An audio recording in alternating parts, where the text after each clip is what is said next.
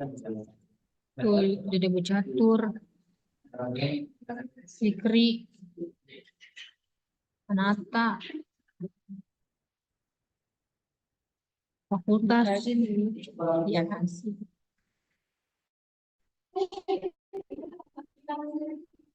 Itu namanya apa nih? Apa dulu kali ya?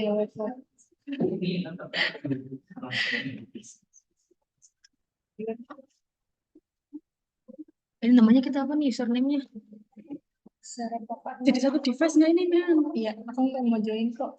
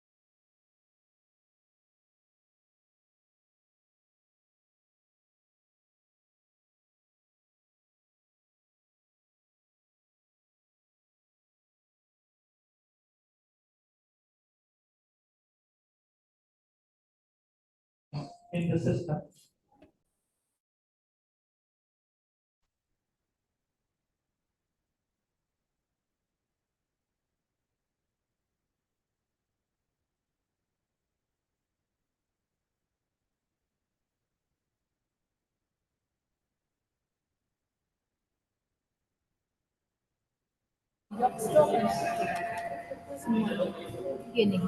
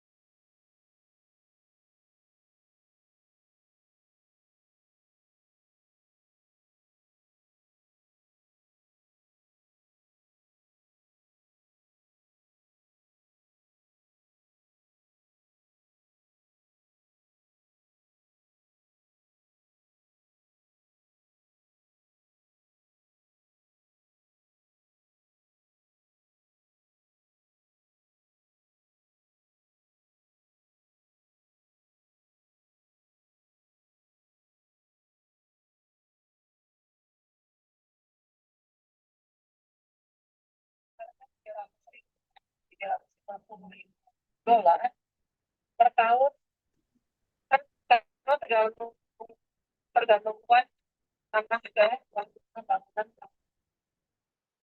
ya.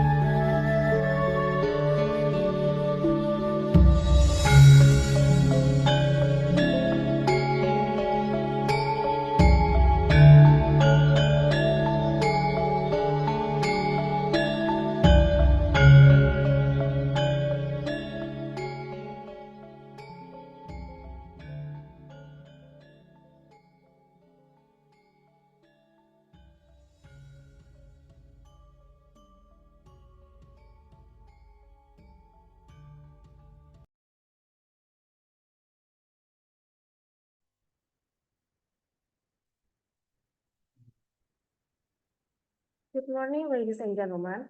All participants of this Borobudur Conference Public Administration 2025. To all participants, please adjust your name on the Zoom meeting application in accordance with the requirements using the following format: BCPA underscore room and panel number underscore full name.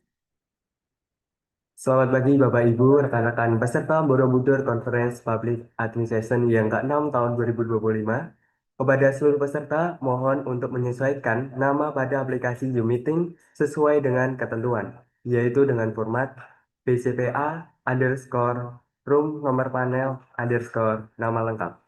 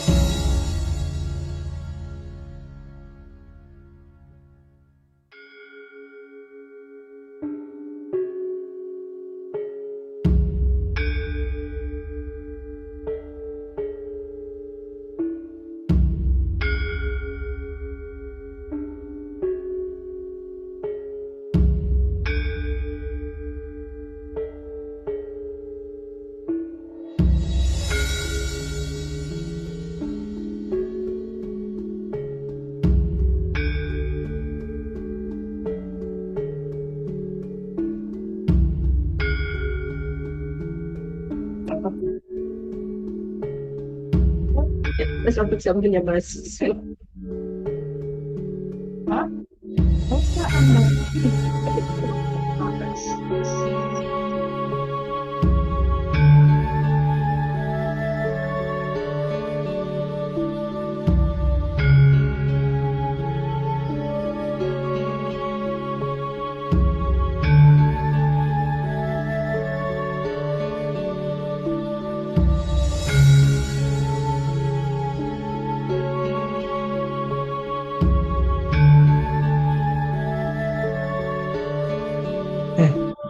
BCPA membuat ganti coba ganti nah.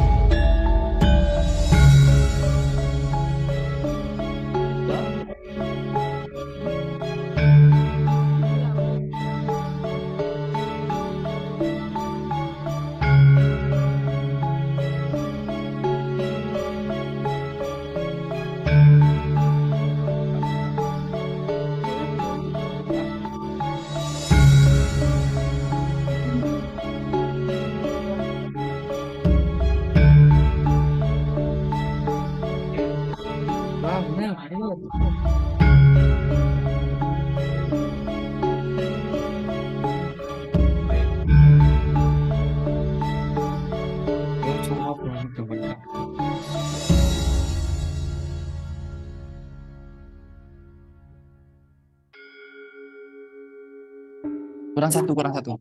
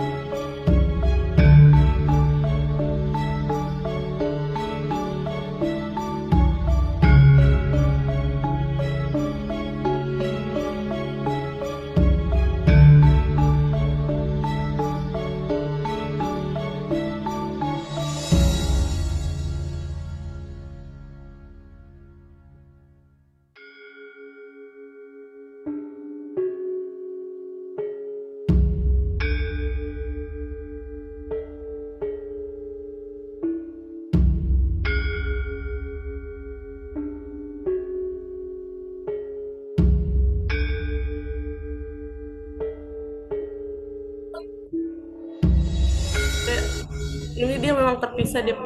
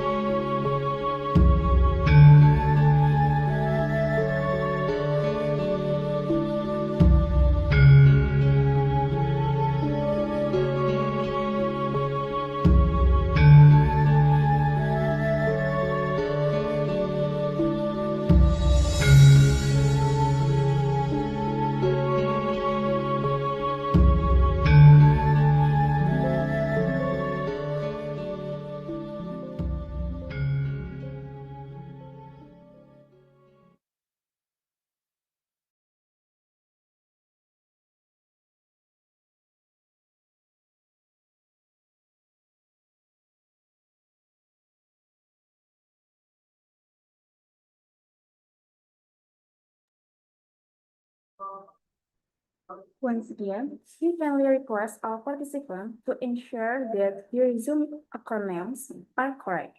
BCPA underscore room and panel number underscore full name, so that the event can run smoothly.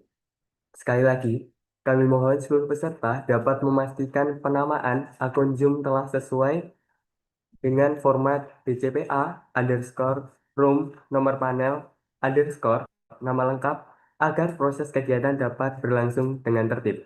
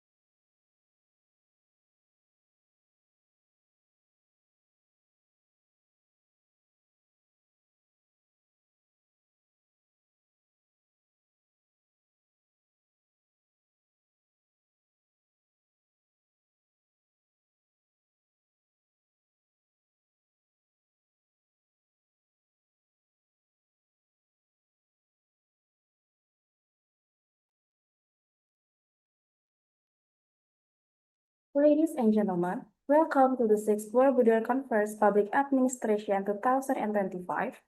My name is Isna Zahra and My name is Reza Dinur Wahid. we are very honored and glad to be here as the master of ceremony of today's event. Para hadirin sekalian, selamat datang di Borobudur Conference Public Administrasi 2025. Nama saya Reza Dinur Wahid dan Saya Isna Zahra. kami merasa sangat terhormat dan senang dapat berdiri di sini sebagai pembawa acara pada acara hari ini. In this occasion, Borobudur Conference Public Administration 2025 will discuss about democracy and society in global South perspective. Before we begin our agenda, allow us to greet all of you. Pada kesempatan kali ini, Borobudur Conference Public Administration 2025 akan menyoroti tentang demokrasi dan masyarakat dalam perspektif global.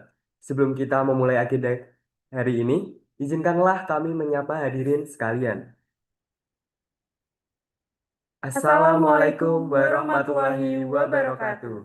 Selamat pagi, salam sejahtera bagi kita semua. Salam, Om Swastiastu, Namo Buddhaya, salam kebajikan. First and foremost, we like to extend my warmest welcome to all speakers, Professor Ashutosh Kumar from Venerat Hindu University, India, Mr. Maslain, PhD from ISAAS Yusuf Ishak Institute, Singapore, and all the participants. Pertama-tama, kami ingin mengucapkan selamat datang yang hangat kepada semua pembicara. Profesor Ashutosh Kumar dari Universitas Hindu Banaran, India, Maslain, PhD dari ISAAS Yusuf Ishak Institute, Singapura, dan seluruh peserta. Let us open this event with a prayer together. Marilah kita buka acara ini dengan doa bersama. Berdoa dimulai.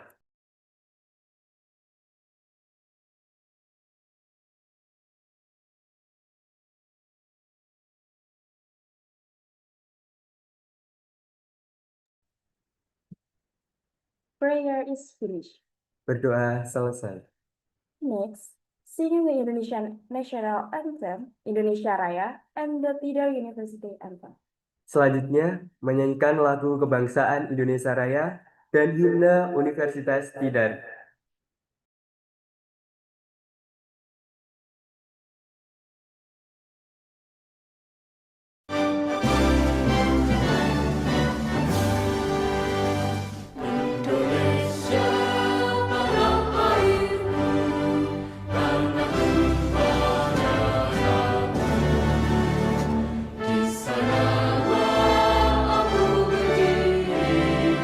Jadi pandu ibu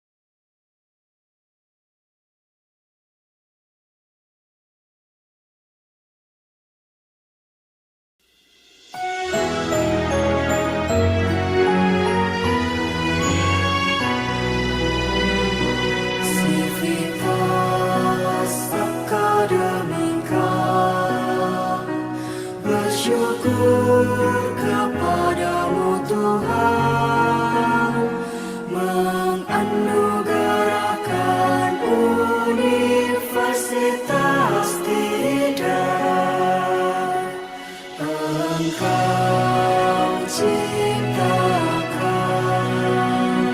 bagai gunung tinggi menjulang, laksana burung elang yang terbang tinggi di angkasa.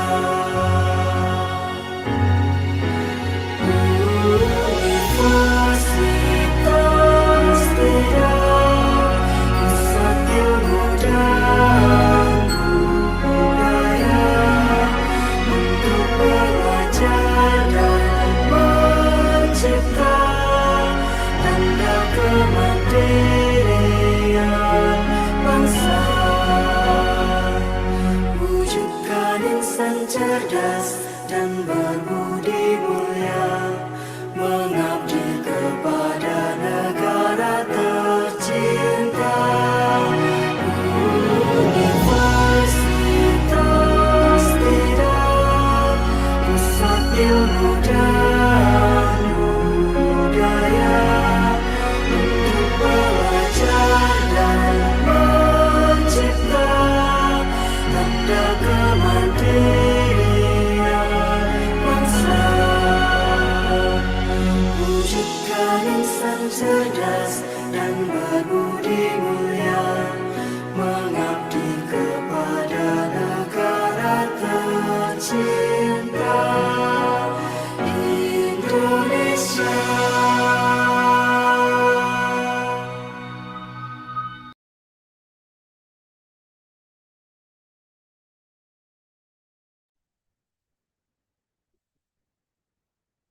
Ladies and gentlemen, let's hear the remarks from the Committee Chair, Dr. Nata Sanjaya MSI. To Dr. Nata Sanjaya MSI, the time is yours. Selanjutnya, mari kita dengarkan sambutan dari Ketua Panitia, Dr. Nata Sanjaya MSI. Kepada Dr. Nata Sanjaya MSI, kami persilahkan. Bismillahirrahmanirrahim. Assalamualaikum warahmatullahi wabarakatuh. Good morning and my peace be upon us all. The Honorable, the Rector of Tidar University, Professor Dr. Sugiharto, the Dean of the Faculty of Social and Political Science of Tidar University, Dr. Sri Mulyani, the Vice Dean Academic and Vice Dean General and Finance of the Faculty of Social and Political Science, the Head of the Department of Public Administration. Our distinguished speakers, Professor Asutosh Kumar from Banaras Hindu University, India, Maxwell Ronalden, PhD researcher at the Institute of Southeast Asian Studies, Yusof Ishak Institute, Singapore, Dr. Njat Munajat from Universitas Pajajaran Bandung, Profesor Dr. Hartuti Purnaweni from Universitas Diponegoro Semarang, and Professor Dr. Gabriel Lele from Universitas Gadjah Mada. And to our esteemed lecturer of the Public Administration Study Program, academics on all 65 participants of the 6th Borobudur Conference of Public Administration 2025. A very warm welcome. First and foremost, let us offer our prayers and gratitude to God Almighty, for by His grace and blessing we are able to gather here today for the opening of the international conference, the 6th Borobudur Conference of Public Administration BCPA 2025. It is a great honor and pleasure for us as the organization committee to welcome all of you to this prestigious academic forum. This conference is an annual event that has now reached its 6th year, a testament to our collective consistency and commitment to advancing scholarly discourse in the field of public administration. This year, we are addressing the theme Democracy and Society in Global South Perspective. This theme was chosen for its profound relevance to the current global dynamic. Nations in the global south share unique historical trajectory, challenges, and opportunities in building their democracy and society structure. Thus, this conference, we hope to open the space for in-depth discussion to explore diverse perspectives, innovation, and solution from academic and practitioner, both domestic and international. Ladies and gentlemen, this conference will be held over the next 4 days in a hybrid format. October 22nd, 20 to 21, 25 from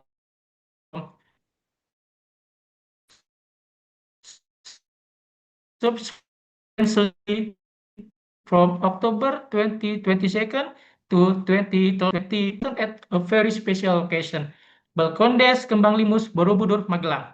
We hope the serene atmosphere surrounding the Borobudur Temple will provide new inspiration and encouragement for all of us.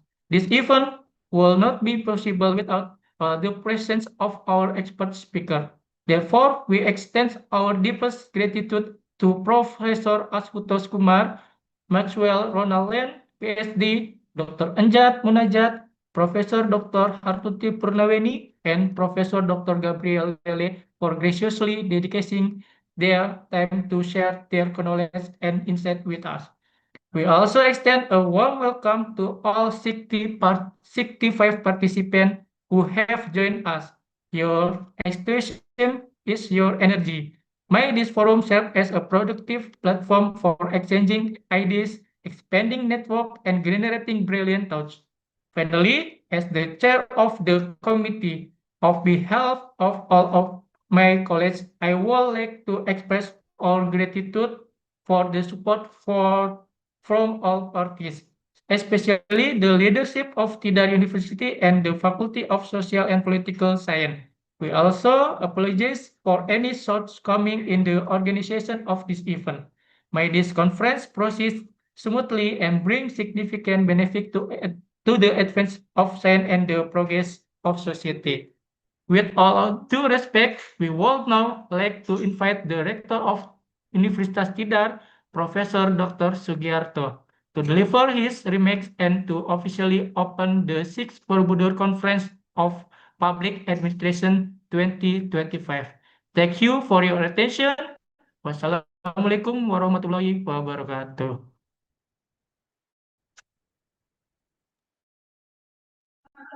Thanks to Dr. Nata Sanjaya, MSc, for his welcome speech. The next speech will be delivered by the Dean of the Faculty of Social and Political Science, Tidar University, Dr. Sri Mulyani, MSc. To Dr. Sri Mulyani, MSc, the floor is yours. Terima kasih untuk Dr. Nata Sanjaya MSI atas sambutannya. Sambutan berikutnya oleh Dekan Fakultas Ilmu Sosial dan Politik Universitas Tidar, Dr. Sri Mulyani MSI. Kepada Dr. Sri Mulyani MSI, kami persilakan. Okay, thank you for both of you, Mr. Master of Ceremony. Assalamualaikum warahmatullahi wabarakatuh. First of all, I'd like to say good morning to all of you, the Honorable Rector of Tidar University, the Honorable Professor Ashutosh Kumar from India, and the Honorable Mr. Maxwell from ISEAS. And I'd like to extend my respect to all of conference participants attending in this conference. It is a great honor and privilege for me to welcome all of you to the 6th Borobudur Conference of Public Administration 2025 with the theme Democracy and Society in Global South Perspective. This conference serves for sharing ideas, experiences, and innovation in the field of public administration. As we gathered here today, we are reminded that public administration is not merely about managing institutions. It is about building trust, ensuring accountability, and improving the quality of life for our citizens. Through collaboration and dialogue, we can collectively respond to the complex challenges of governance in this area: globalization, digital transformation, and societal change. In this conference, we will engage a discussion, presentation, interactive session that explore the theme democracy and society and global south perspective. The theoretical and practical dimension of public administration, I encourage each of you to actively participate, exchange perspective, and form lasting professional connections that transcend borders. I'd like to express my deepest appreciation to our organizing committee and partner institution for their dedication and hard work in making this event possible.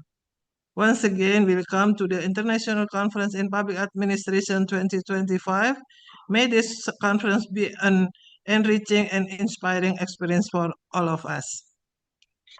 Thank you, and I wish you a productive and successful conference.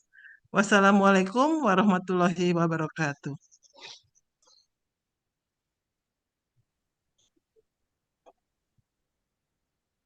Thanks to Dr. Sri Mulyani MSc for her welcome speech. And next, a speech from the Rector of Tidar University, Professor Dr. Sugiyarto MSc. To Professor Dr. Sugiyarto MSc, the floor is yours. Terima kasih untuk Dr. Sri Mulyani MSc atas sambutannya. Dan selanjutnya, sambutan dari Rektor Universitas Tidar, Profesor Dr. Sugiyarto MSi. Kepada Profesor Dr. Sugiyarto MSi, kami persilahkan.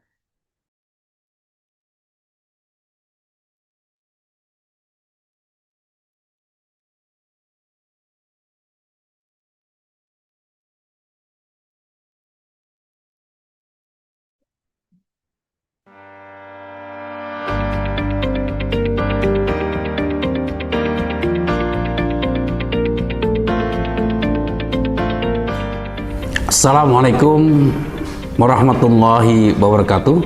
Salam sejahtera bagi kita semua. Salam kebajikan rahayu. Yang saya hormati kepada para narasumber internasional dan nasional yang telah berkenan hadir.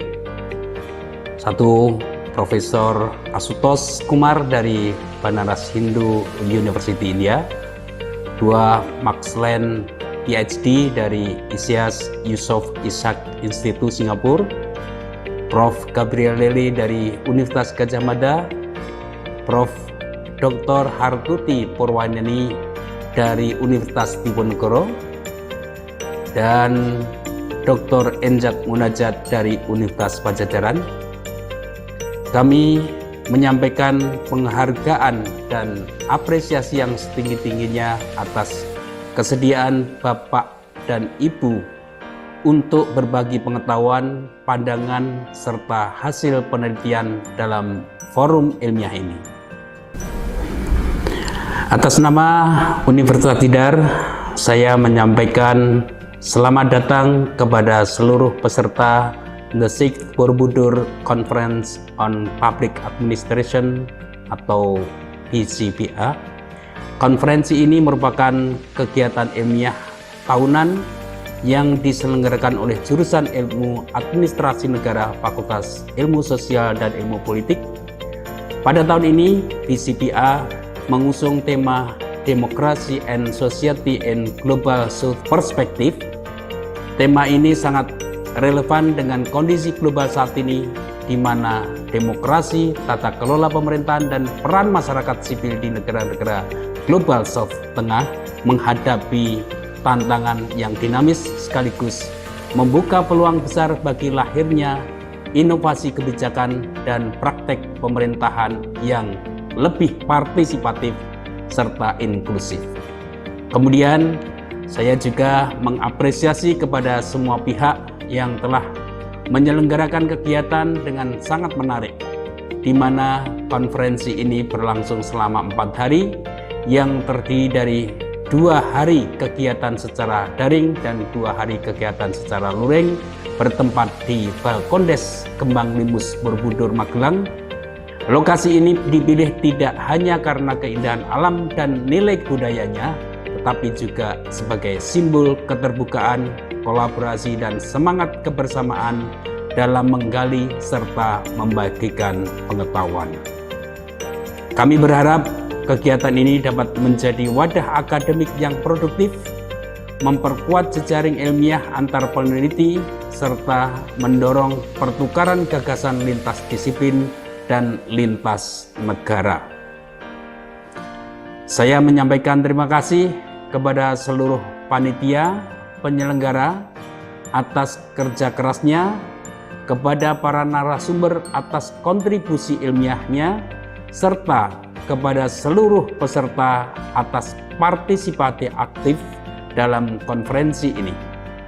Semoga BCPA tahun ini dapat memberikan sumbangan nyata bagi pengembangan ilmu administrasi publik dan memperkuat pemahaman kita terhadap dinamika demokrasi di kawasan global South. Kepada seluruh peserta, saya berpesan agar dapat memanfaatkan forum ini dengan sebaik-baiknya untuk berdiskusi, berbagi ide, dan membangun kerjasama akademik yang berkelanjutan. Semoga kegiatan ini berjalan dengan lancar dan memberikan manfaat yang sebesar-besarnya bagi kemajuan ilmu pengetahuan dan pembangunan masyarakat. Terima kasih. Wassalamualaikum warahmatullahi wabarakatuh.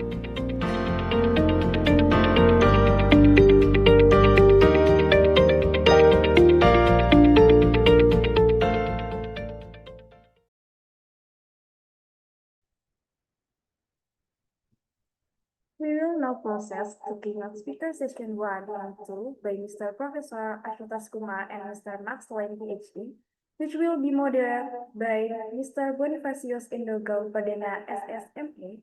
Before moving on the next session, allow me to read the curriculum vitae or moderator for today. He is Mr. Bonifacius Indogal Padena, SSMA, who currently serves as a lecturer at Tidar University.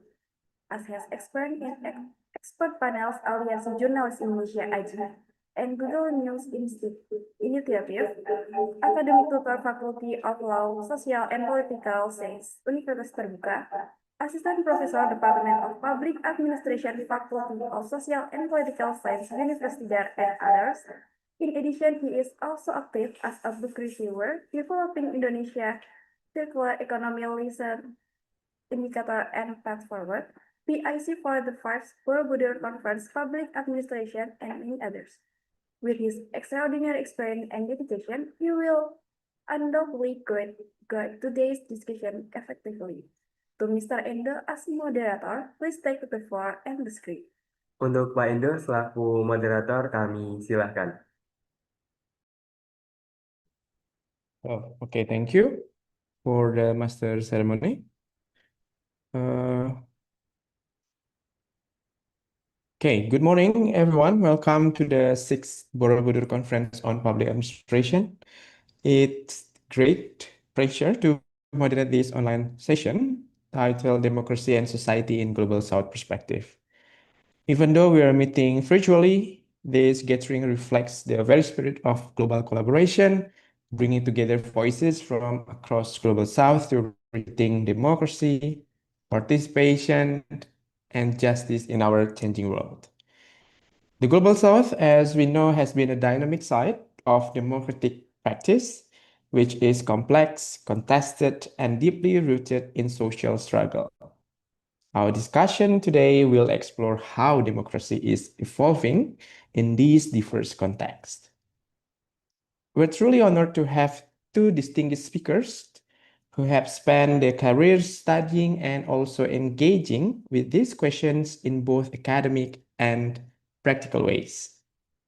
Before we begin, I would like to remind you, please keep your microphones mute during presentation, and if you have questions later, kindly type them in the chat box at any time, or you can use raise hand features during Q&A session. I'd like to check whether Professor Ashutosh Kumar is here with us already. Professor Kumar, are you here?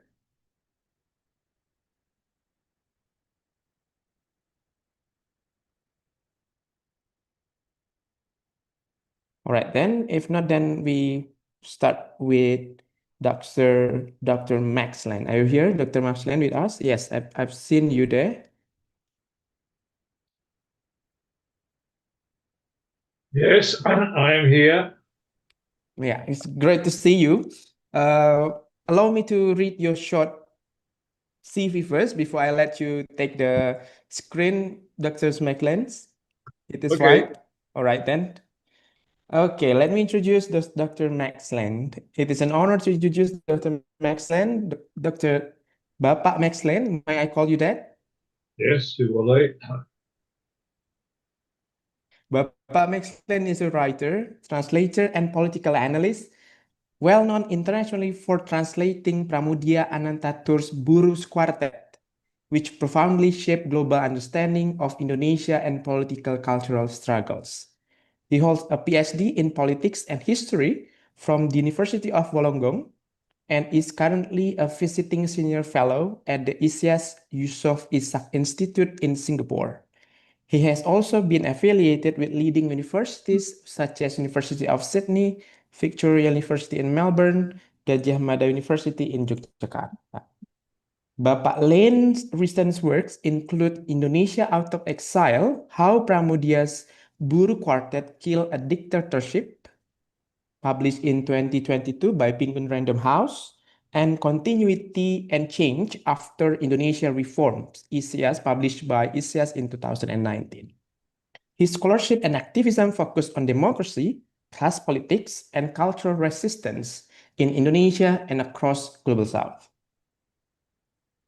Now you have 25 minutes to deliver your presentation, Bapak Maxland. I will kindly remind you when the time is up. Bapak Maxland, the screen is yours. Okay, I also need to control my slides. Sure. Can you do that? Can you share the screen? Do you have any Let's see. issues? Share screen. This one. This one. Yeah, it's started screen sharing. Yes, So you can see it already. Yes. I need to click on. Maaf ya, aku gaptek orangnya. Tidak apa-apa. There you go. Yes, you may begin. Oke, terima kasih pada teman-teman semua di speaking English or Indonesian. Up to you. Oke, coba bahasa Indonesia. Terima kasih pada semua teman-teman di Universitas Tidar, di magang saya. Sangat senang bisa dapat kesempatan ini menyampaikan beberapa pikiran tentang demokrasi sebagai tantangan di Global South. Buat saya ini sangat penting karena bukan hanya Indonesia, tapi 2/3 dunia adalah di dalam Global South dan menghadapi masalah-masalah besar berkait dengan kedudukannya sebagai negeri Global South. Bahkan banyak negeri di Global South menghadapi jalan buntu sebenarnya, baik dalam pembangunan ekonominya maupun dalam proses membangun struktur demokrasinya. Jadi masalahnya buat saya, apakah Indonesia bisa escape dari jalan buntu ini? Jadi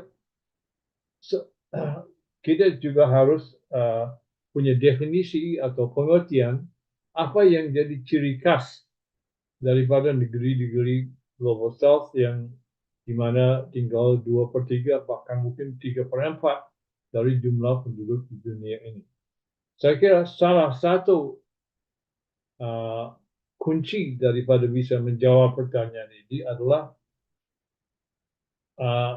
kenyataan bahwa negeri-negeri Global South semuanya pernah jadi koloni daripada Eropa, Amerika Utara, atau Jepang.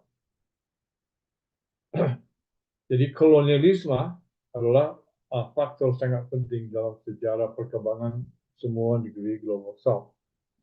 Saya harus menyatakan sebelumnya bahwa di mata saya, kolonialisme tidak meninggalkan satu manfaat pun buat semua negeri-negeri Global South. Manfaatnya zero buat negeri-negeri Global South. Dan banyak masalah yang dihadapi oleh negeri-negeri Global South sekarang adalah warisan legacy daripada kolonialisme zaman dulu.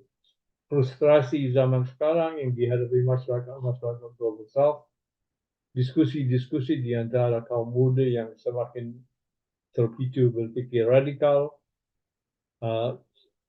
penelitian dan upaya mengerti asal-usul daripada economic underdevelopment daripada negeri-negeri global South termasuk Indonesia. Ini semua frustrasi-frustrasi yang dihadapi negeri dan masyarakat global South termasuk Indonesia di abad 21. Ini sebenarnya berasal dari mana?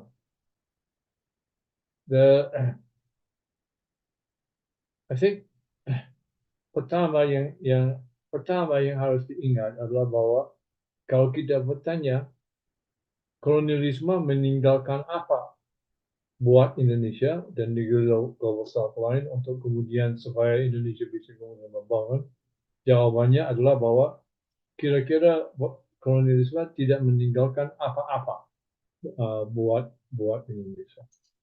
Dan kita bisa lihat dari data-data ini, kira-kira situasi Indonesia di abad 21 ini gimana? Pendapatan per kapita, GDP per kapita sangat rendah. Kalau kita lihat bandingannya dengan negeri-negeri lain, Indonesia termasuk yang sangat di bawah dalam hal GDP per kapita. Padahal Indonesia sudah merdeka, proklamasi merdeka 45, Belanda berangkat tahun 50. Jadi kemajuan dalam membangun GDP per kapita sangat susah membangunnya tinggi. Itu kenapa? Saya kira pertama yang harus diingat, kalau kita bertanya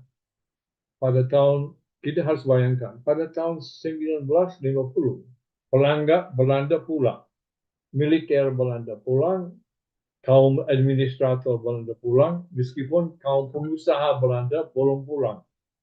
Pengusaha Belanda yang menguasai ekonomi Indonesia pada saat itu baru pulang tahun 56, 57, 58 ketika perusahaan-perusahaan Belanda diambil alih oleh kaum buruh Indonesia, tapi kemudian melalui undang-undang di DPR diambil oleh negara Indonesia. Nah, kita harus bangun, ini sangat penting sekali buat saya. Kita harus bayangkan tahun 1950 itu di pertengah-tengahan abad 20. Pada waktu itu industri di barat, industri di Eropa Barat, banyak di Amerika Serikat dan juga di Jepang sudah luar biasa produktif.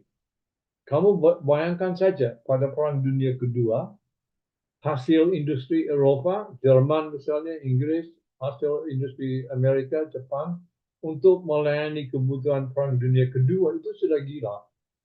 Jutaan peluru, puluhan juta senapan, meriam, kapal selam, pesawat tempur dan seterusnya.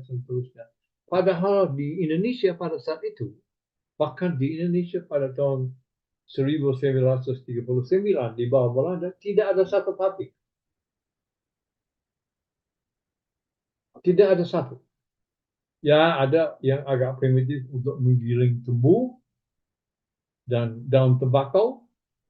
Tapi untuk suasana situasi abad 20 belum ada apa-apa. Jadi waktu Indonesia merdeka, tahun 50 Belanda berangkat, masyarakat Indonesia, pemerintah Indonesia menghadapi masa depan tanpa punya satu pabrik.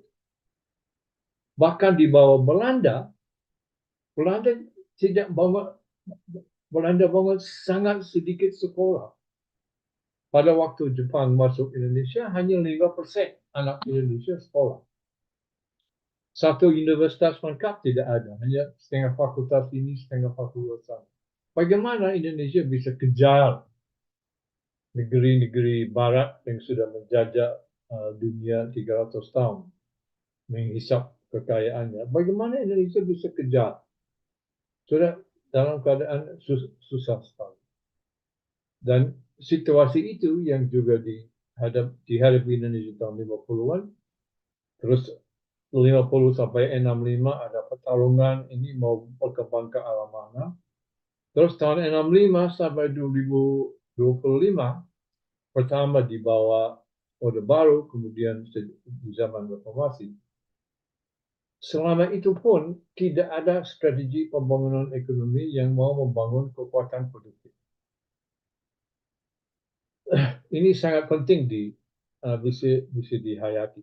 Memang tahun 60-an di awal Orde Baru ada kebijakan untuk tidak lagi import banyak barang, tapi manufaktur barang di dalam Indonesia sendiri. Tapi sebenarnya yang terjadi adalah bukan menggantikan import barang dengan membuat barang, tapi yang terjadi mengganti import barang diganti dengan import pabrik. Karena semua manufaktur di Indonesia sampai sekarang pun pakai mesin-mesin yang diimpor. Tidak ada strategi sejak awal untuk bisa memproduksi mesin sendiri. Memang tidak ada satu negeri di seluruh dunia, termasuk Amerika Serikat maupun Jepang maupun Tionghoa sekarang yang bisa menghasilkan semua mesin pabriknya sendiri. Tapi minimal ada proses meningkat kemampuan. Kalau di Indonesia tidak ada. Jadi memang sekarang Indonesia menghadapi ekonomi jalan buntu. Pendapatan GDP sangat rendah. Sama sekali tergantung import mesin untuk pabrik. Mau memproses nikel di Sulawesi, import mesin. Import pabrik. Kemampuan membangun alat produksi untuk pabrik sendiri itu tidak ada. Dan itu juga konsekuensi dari strategi ekonomi selama 65 sampai sekarang yang selama Orde Baru pun juga diawasi oleh International Governmental Group on Indonesia yang berlokasi di Belanda kemudian pindah ke Perancis. Nah, kolonialisme tidak hanya meninggalkan ekonomi yang kosong, pembangunan yang tidak meninggalkan sistem pendidikan, tidak meninggalkan industri, tapi meninggalkan hal-hal yang negatif di bidang politik. Pertama, kita harus sangat sadar bahwa sistem politik yang berlaku selama Hindia Belanda adalah sistem kediktatoran. Ada gubernur jenderal. Apakah gubernur jenderal dipilih oleh penduduk Hindia Belanda? Tidak. Bahkan orang Belanda pun yang tinggal di Hindia Belanda tidak ikut memilihnya. Dia ditunjuk dari kerajaan pemerintahan di sana di Belanda. Tidak ada parlemen yang dipilih. Tidak ada kebebasan pers. Alat kekuasaan daripada pemerintahan Hindia Belanda ada militer dan polisi yang menjamin rus dan order. Jadi ini yang sebenarnya kalau Indonesia sudah proklamasi kemerdekaan terus berjuang mengusir Belanda, sebenarnya pengalaman politiknya di abad 19 sebelumnya pengalaman politik feodal, abad 20 pengalaman politik kediktatoran Belanda. Memang kadang-kadang ada yang di Barat bilang Barat selalu membawa ideologi demokrasi. Itu betul. Kalau di kurikulum sekolah HBS di Belanda, kurikulumnya mengajarkan demokrasi. Tapi prakteknya di Hindia Belanda sendiri adalah praktek bukan hanya praktek kediktatoran. Gubernur jenderal adalah seorang diktator, tapi juga adalah masalah rasis, di mana secara hukum masing-masing ras punya hak sendiri, termasuk orang putih punya hak istimewa. Selain itu juga kontrol pers sangat ketat. Nah, itu juga sebenarnya kalau menurut pendapat saya sistem seperti itu yang juga berlaku selama Orde Baru 32 tahun. Dan harus ingat 32 tahun itu lama sekali. tidak selama negeri otoriter di negeri lain dalam jumlah tahun, tapi sebagai proporsi daripada perjalanan hidup Republik Indonesia 37 tahun. Pada tahun 98, Belanda sudah pergi 48 tahun, sistem Orde Baru berkuasa 32 tahun dari 48 tahun. Itu sebenarnya lama sekali. 98 sampai 25, karena warisannya adalah otoriter Orde Baru, warisan dari semua. 98 dari 25 sudah ada ruang demokrasi. Selama 25 tahun ini, kecuali di Papua, tidak ada koran ditutup, tidak ada buku dilarang, ada ruang demokrasi, ada 98 partai. Memang sulit mendaftarkan diri sebagai partai baru, tapi partai seperti partai buruh misalnya, bisa mendaftarkan diri dan ikut pemilu. Tapi selama 27 tahun terakhir ini, sistem Orde Baru otoriter itu berevolusi, berubah dengan reformasi, tapi kemudian berubah jadi sistem partai, kartel partai. Karena yang sekarang yang semakin terjadi adalah koalisi di antara partai-partai yang bisa mendominasikan segala sesuatu. Saya kira hanya di Indonesia, kalau kita mau lihat fakta, hanya di Indonesia yang selama 20 tahun terakhir ini, masa jabatannya Presiden Yudhoyono, masa jabatannya Presiden Widodo, DPR Indonesia 99% dari waktu hidupnya itu mufakat setuju segala kebijakan yang berasal dari pemerintah. Ada 8 partai, 9 partai, 7 partai, tergantung pemilunya, tapi selalu mufakat. Bahkan kadang-kadang ada partai yang tidak masuk kabinet juga mufakat. Jarang sekali. 1-2 kali ada. Jadi ini sistem partai kartel partai. Nah sekarang itu agak semi formal kan dengan ada koalisi Kim Plus yang juga ada juga figur-figur dari koalisi Kim Plus itu menyatakan ini maunya ini koalisi permanen. Jadi sistem partai kartel ini mau menjadi sistem yang permanen atau lama. Sekaligus sistem kartel partai ini berlangsung di situasi di mana ekonomi hollow, nggak ada isi dalam arti kemampuan memproduksi, memanufaktur alat untuk pabrik itu tidak ada. Jadi industrialisasi 100% tergantung import pabrik. Ini satu kelemahan besar warisan daripada zaman Orde Baru dan zaman reformasi. Nah, salah satu konsekuensi daripada proses yang terjadi sejak tahun 50 terus selama Orde Baru terus sampai sekarang adalah masalah di infrastruktur. Karena isi ekonominya lumayan kosong, kemampuan membangun alat produksi sendiri tidak ada. Terpaksa kejar terus investasi untuk bisa import pabrik, biaya untuk import pabrik. Nah, dalam situasi sibuk dengan cari investor investasi untuk import pabrik, saya lebih suka bilang import pabrik daripada membangun pabrik. Ini import pabrik. Salah satu ada 2 konsekuensi. Satu, masyarakat Indonesia tetap di bidang ekonomi, tetap seperti Soekarno bilang tahun 20-an, tetap ekonomi kecil. Ekonomi di mana apa-apa itu kecil. 95% daripada usaha di Indonesia punya jumlah pekerja di bawah 20 orang. Bahkan di bawah 10 orang juga banyak sekali.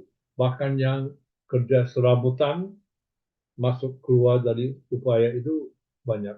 Dan konsekuensi daripada cari investasi untuk import publik terus adalah bahwa infrastruktur yang melayani kaum prekariat ini, yang gaji kecil ini, itu tidak ada. Kan tahun ini sudah ada masalah dengan supply LPG, dengan penggilingan beras, masalah dengan transportasi publik. Coba bayangkan, itu fenomenal, buat saya fenomenal. Di Indonesia, transportasi umum diserahkan kepada individu beli motor atau Gojek. Tidak pakai kereta api, tidak pakai bis, tapi pakai Gojek, sepeda motor. Itu sangat merek kecil kalau mau pakai istilah Soekarno dulu. Jadi masalah sekarang dengan situasi jalan buntu ini, di satu sisi kemampuan bangun pabrik tidak ada, hanya ada kemampuan import pabrik, itu pun harus dari investor asing supaya modalnya cukup. Dan di lain sisi infrastruktur untuk melayani rakyat yang prekariat, yang berpendapatan rendah, dan menurut lembaga Selios di Jakarta yang mengamati ekonomi baru-baru ini mengumumkan data dari PPS bahwa 84% dari pekerja Indonesia penghasilannya adalah di bawah UMR. Nah, ini juga pengalaman dengan program makan gratis di sekolah.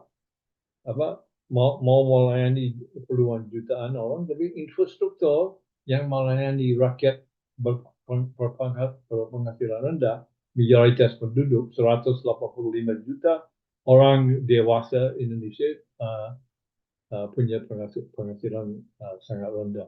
Itu juga jadi lemah. Nah, dalam situasi ini memang keadaan ekonomi akan sangat berpengaruh di proses politik. We can see this consequence di satu sisi yang rakyat prekariat penghasilan rendah, stres. Di lain sisi karena situasi politik itu kartel state yang di elit kadang-kadang merasa bisa berbuat tanpa memikirkan konsekuensi untuk rakyat. Jadi kemarin di satu sisi orang berpenghasilan rendah menderita situasi itu, di lain sisi melihat kaum elit flexing, pamer kekayaannya, akibatnya 4-5 hari protes dan rusuh pada akhir Agustus yang lalu. Itu iklan Apocalyptic Scenes as a Nation Implodes itu dari media Australia. Jadi memang huru hara Agustus itu dipublikasikan di seluruh dunia. Jadi adalah masalah apakah cita-cita ambisius dari pemerintah Indonesia untuk 80% growth bisa tercapai. Apakah perannya sebagai negara besar di peta dunia bisa tercapai dengan situasi jalan buntu ekonomi yang saya menjelaskan tadi. Apalagi dengan keresahan masyarakat meningkat.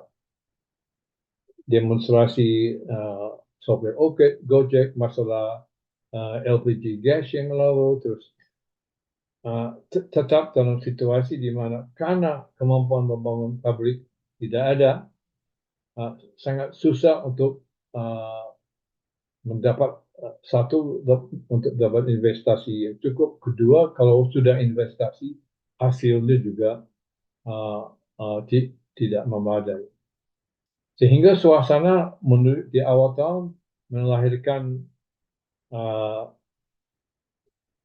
suasana Indonesia gelap dengan demonstrasinya. Terus di sosial media ada viral kabar ada dulu yang mencerminkan keresahan dengan situasi di satu sisi penghasilan GDP rendah dan penghasilan rendah, di lain sisi elit pamer kekayaan dalam situasi objektif di mana ada kartel state di satu sisi dan ekonomi kosong di lain sisi karena berpuluhan tahun hanya import pabrik saja, tidak bangun kemampuan untuk bikin mesin pabrik sendiri. Sehingga suasananya tahun ini sering seperti ini, demonstrasi ini.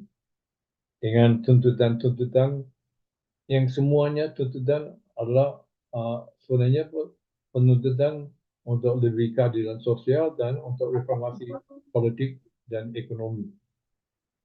Bahkan emak-emak ikut demonstrasi juga. Kabur aja dulu sangat viral di sosial media pada awal-awal tahun ini. Dan bendera ini simbol protes juga sebelum Agustus juga merajalela meluas kemana-mana. Apalagi di Agustus 5 hari itu, pada hari itu. Nah, masalahnya adalah dengan partai kartel ini, sistem kartel state, kartel partai. Karena itu menunjukkan monopoli politik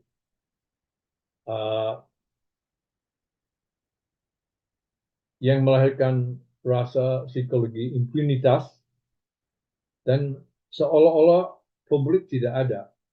Saya sering dengar istilah negara tidak hadir. Saya kira di Indonesia negara sangat hadir, yang tidak hadir itu publik.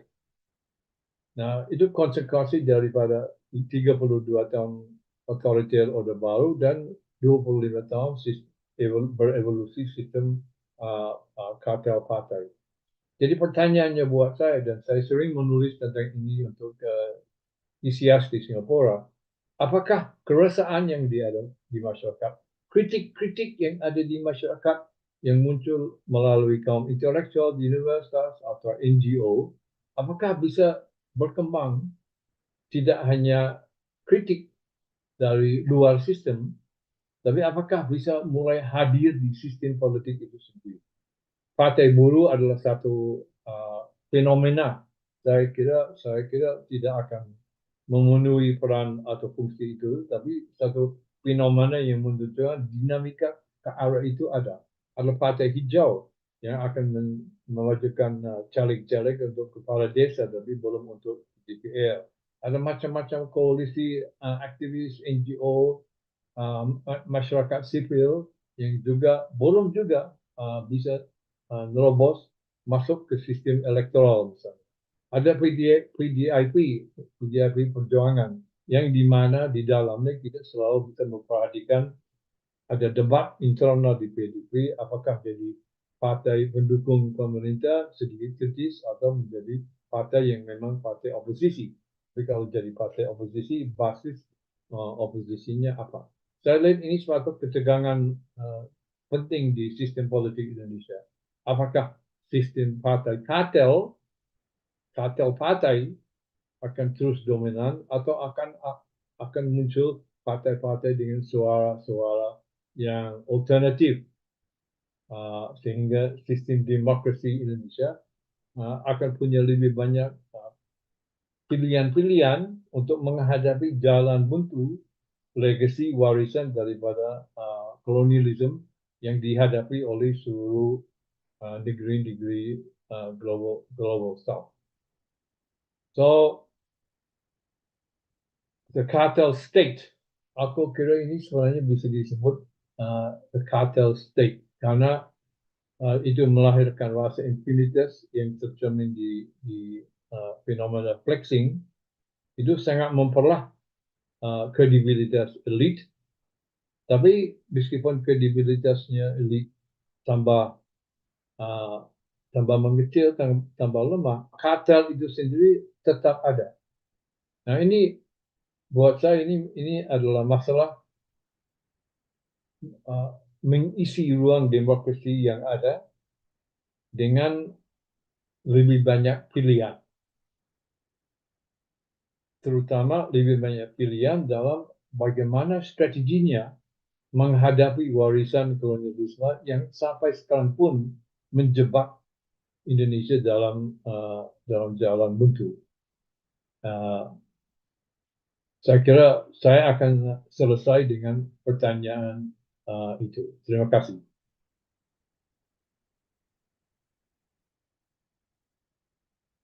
Baik, terima kasih banyak Bapak Slay. Thank you very much for your sharing discussion. Who is already here with us? Professor Asutosh Kumar, are you here? Yes, can you hear me? Yeah, I can hear you clearly, but your picture is Yeah. not here yet. Yeah. Can you Can turn you on see the me now? camera for us? Can you see me now? Yes, it is loud and clear now, Professor Kumar. Please allow me to read your short introduction first before I let you take the floor, right? Yeah, sure. Okay, let us continue with our second speaker, Professor Asutosh Kumar. He is a professor at the Department of History, Faculty of Social Sciences, Banaras Hindu University, India. Prof. Kumar research covers a wide range of themes in modern South Asian history, including subaltern studies, Indian diaspora and labor migration, Girmitia labor, food history, health and medicine, law and labor, military, war history, caste, and gender. His interdisciplinary work provides deep insights into how historical processes such as colonialism, labor mobility, and social hierarchies have shaped the political and democratic landscape of South Asia. Today, Professor Kumar will deliver a presentation on decolonizing the mind in Asia with special reference to South Asia. Professor Kumar, you have 25 minutes to deliver a presentation. I will kindly remind you when the time is up.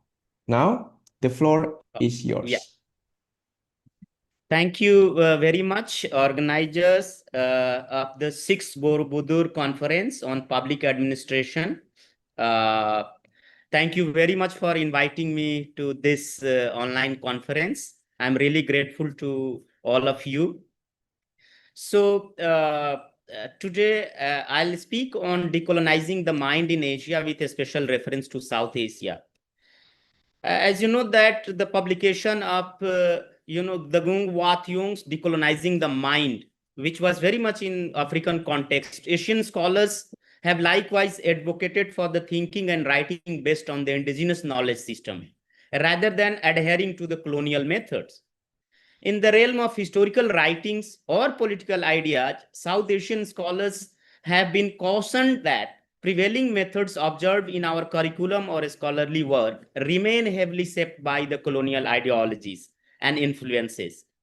So in this presentation, I'll focus on the concept of the decolonization of mind in South Asia, its promotion during the anti-colonial movement by the Indian nationalists and intellectuals such as Vivekananda, Ravindranath Tagore, Mahatma Gandhi, Aravindo Ghosh, Ananda Kumaraswamy, Muhammad Iqbal, Faiz Ahmad Faiz, and many others, as well as in post-colonial times or by the scholars such as Frank Fanon, although he is Caribbean one, but focused more on decolonizing the mind, and many Indian scholars also got influenced by him. Ashish Nandi, Parth Chatterjee, Ranajit Guha, Dipesh Chakravarti, and many more.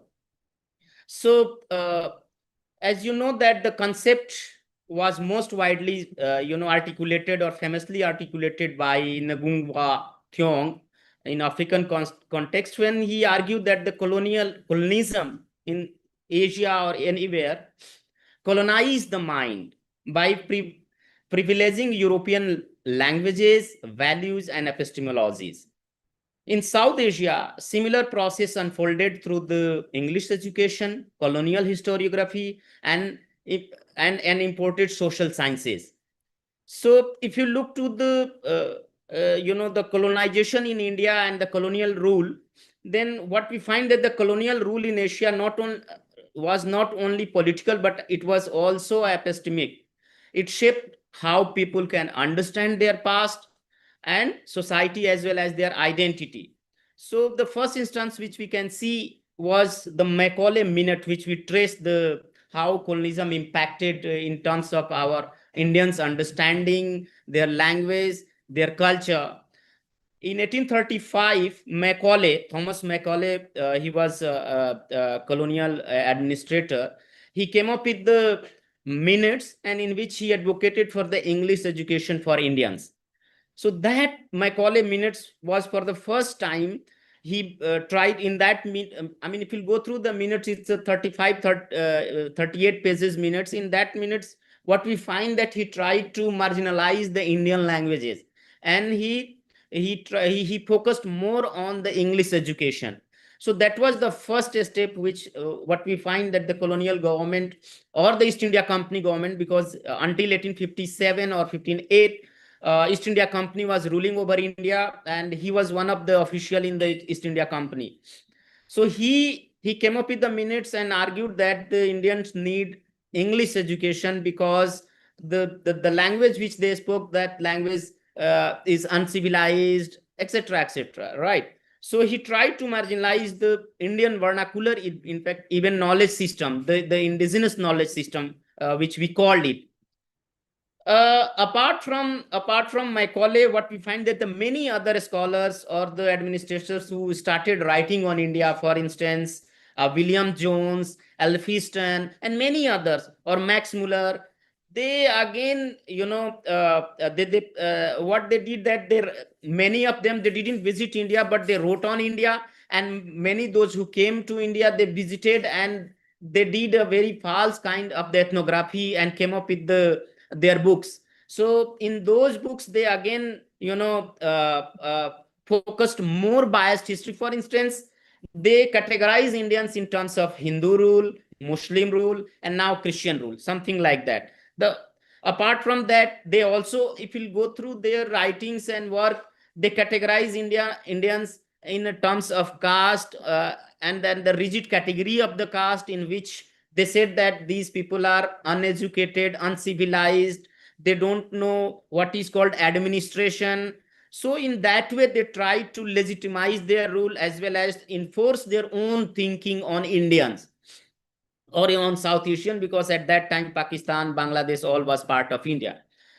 And so apart from that, if you look to their historiography or the writings, again, they focused on how Indian, the history has been a despotic history or irrational history, or their civilization was irrational, they are uncivilized people, something like that. So these kind of the ideas were given by the Britishers or the colonial rulers, and through that they tried to justify their rule, legitimize their rule in India.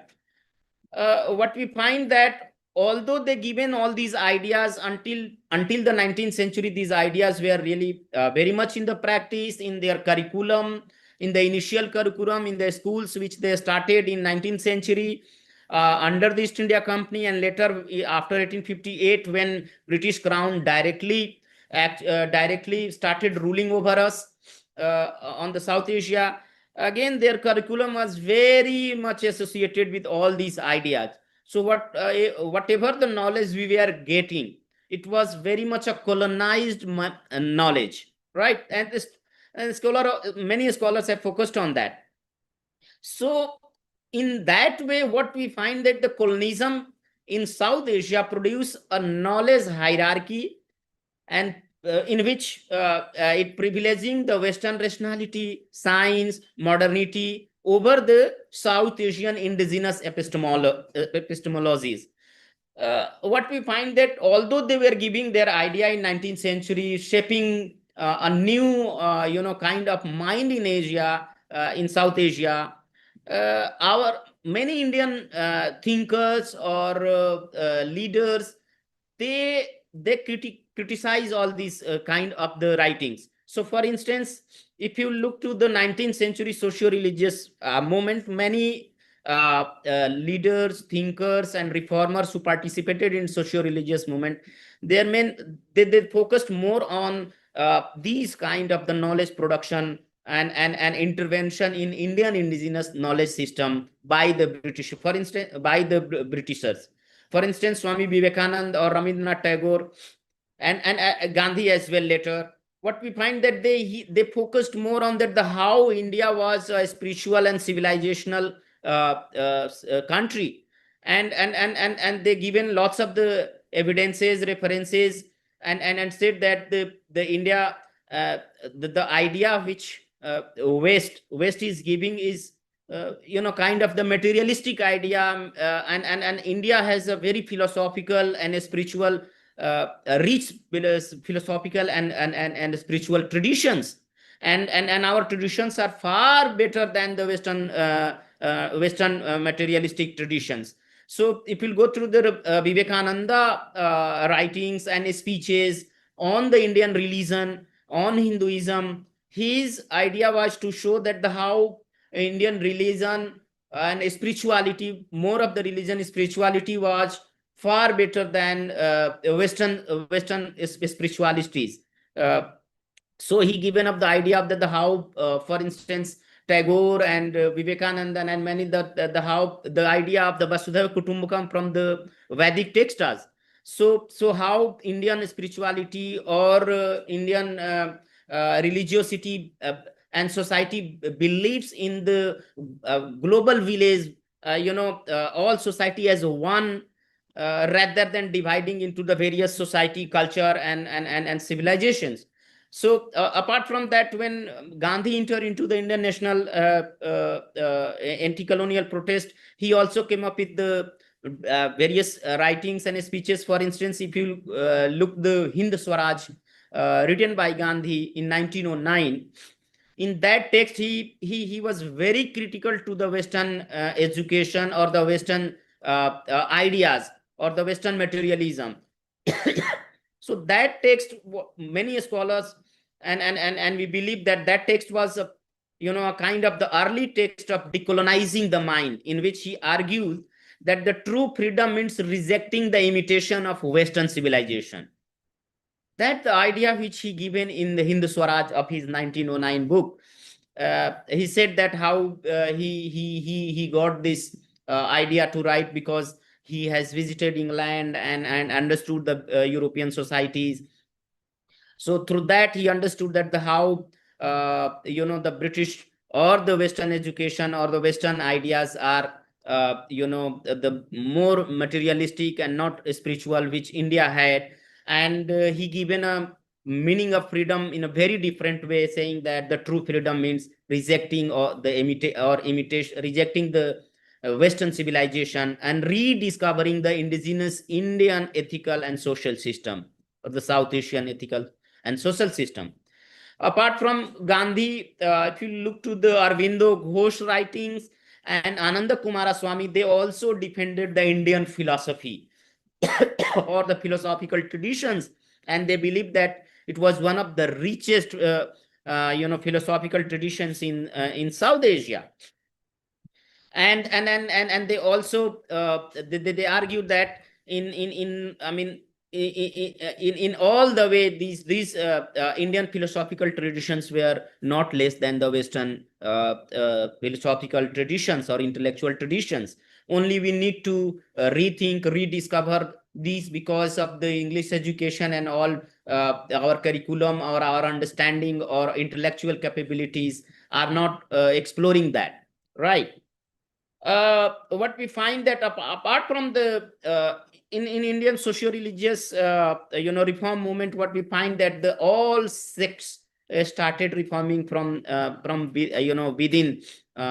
If there was any abominable custom and which were criticized by the colonial government or the colonialism during 19th century, many Muslim South Asian scholars as well, like Muhammad Iqbal, he came up with the idea. I mean, he also given the idea of a spiritual and philosophical renewal of Islam in South Asia, and rather than following, he advocated for the the spiritual and philosophical tradition of Islam in South Asia rather than opting colonial modernity, which is purely Western modernity, right? So in that way, these intellectuals during the 19th century itself actually criticized the whole colonial efforts to made Indian knowledge system uncivilized, unintellectual, irrational. So these critics were already started. I mean, the critics of colonial thought were already started in 19th and early 20th century. So these intellectuals tried to recover the selfhood through their own their writings and cultural authenticity within that colonial contour, which at that time in 19th century going on. Now, when South Asia got independence in in 1947, and then what we find that the one major weakness we faced at that time was that we didn't change or modify drastically our curriculum or syllabi. So in that way, English education and the English language still persisted and continue to dominate the every aspect of the administration. Like in India, English dominated in bureaucracy, academia, and that European elite culture still persisted. So in curriculum, we cannot, we didn't come to any conclusion to introduce the Indian knowledge system in our curriculum or in our administration as well. We just follow up the British administrative policy and the ideas most of the time. So however, later definitely we try to move beyond the moving out from the Western Western development discourses and national building models and the state institutions. However, until now, in fact, more or less what we find that we were framed by the under the Western paradigms, like whatever the Indian democracy is, that is very much based on that liberal democracy or from the Western ideas and the idea outside India. However, we try to incorporate those Western the democratic ideas. We were much appropriate for us as well as for everyone.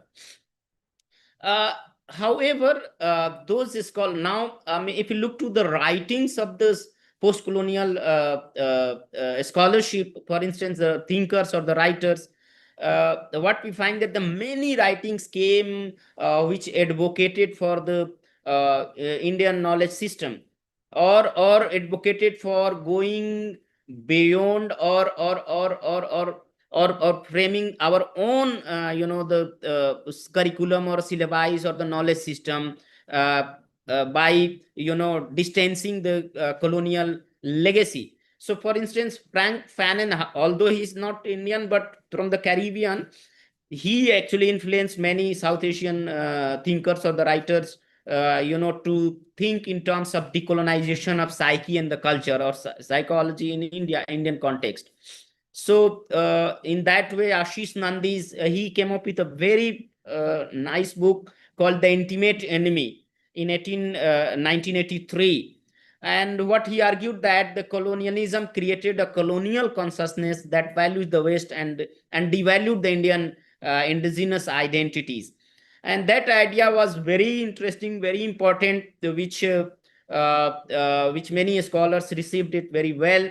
And Ashish Nandi's idea of, in his book Intimate Enemy, what we find that he advocated for the Indian indigenous system, knowledge system. Even currently, in many scholars are raising this issue to make our curriculum or the education policy or administrative policy. Although there are lots of weaknesses if you are implementing in terms of the indigenous knowledge system, which we'll discuss later. Apart from Ashish Nandi, the subaltern scholars also started exploring and writing from below and giving the idea of non-Western, history, influenced history. So, for instance, Ranajit Guha, Dipesh Chakravarti, and Parth Chatterjee. Parth Chatterjee, in his book Nation and its Fragment, he wrote a very interesting book in 1993. His writing has been part of the subaltern studies collective, and in that book, and which was started by Ranajit Guha, by the way, as well as Shahid Amin and Dipesh Chakravarti, and Parth Chatterjee was also part of that subaltern studies collective. And in that, the whole subaltern studies collective movement was based on writing history from below, or you can say writing history from South Asian perspective. rather than Eurocentric or European, through the European perspective. So in that way, in their writings, they go beyond the colonial and the nationalist narratives, which were very much dominant even today.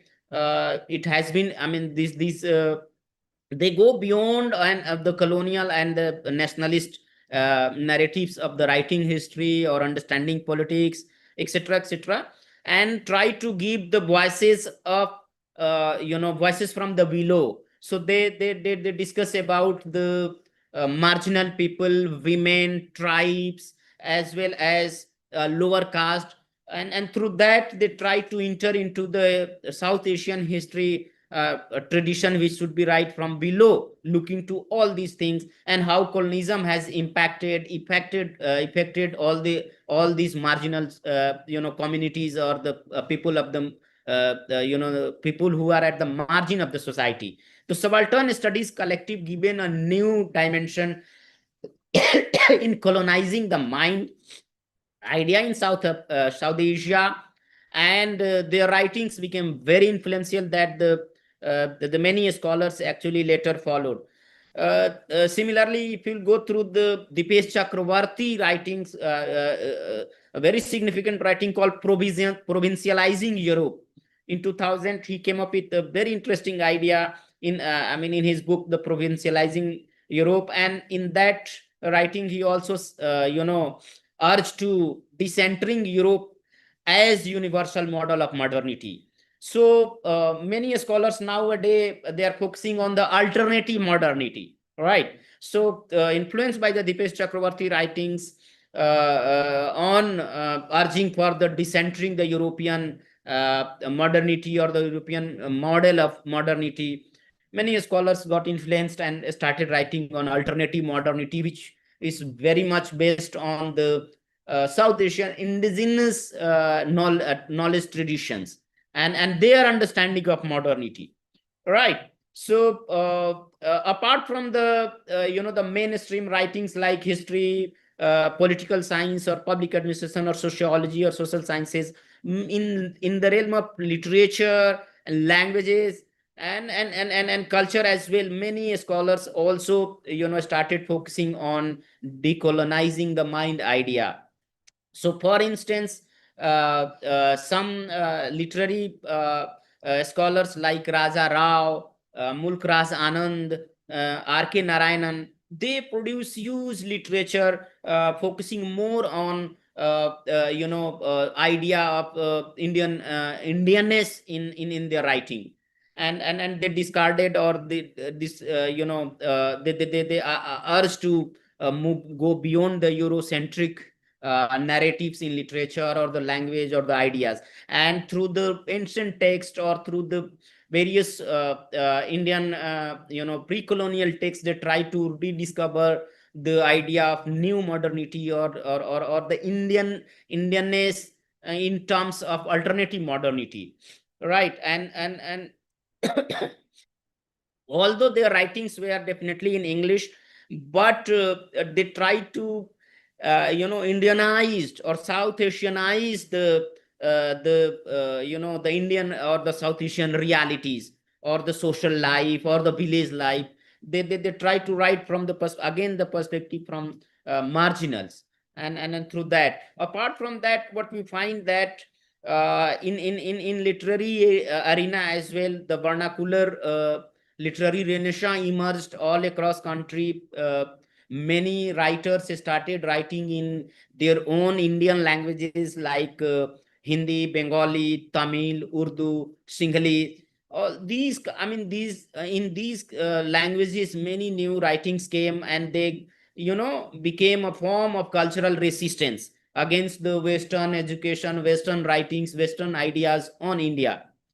So in this context, also, if you'll go through the Tagore's poetry as well as Faiz Ahmad Faiz poetry, you will find that how in their through the poetry, they try to articulate the anti-imperial consciousness through giving indigenous or the native idioms, right? So these kind of the writings were can be seen as a major challenge to the Western Western thought or Western knowledge system or the Western modern so-called modernity.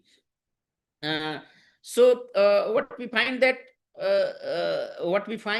a whole anti-colonial, anti-Western thoughts came from the very beginning, even when in 19th century colonial administrators or the writers were writing on India or the South Asian history, culture, and civilization. Many scholars from there to until now. Nowadays,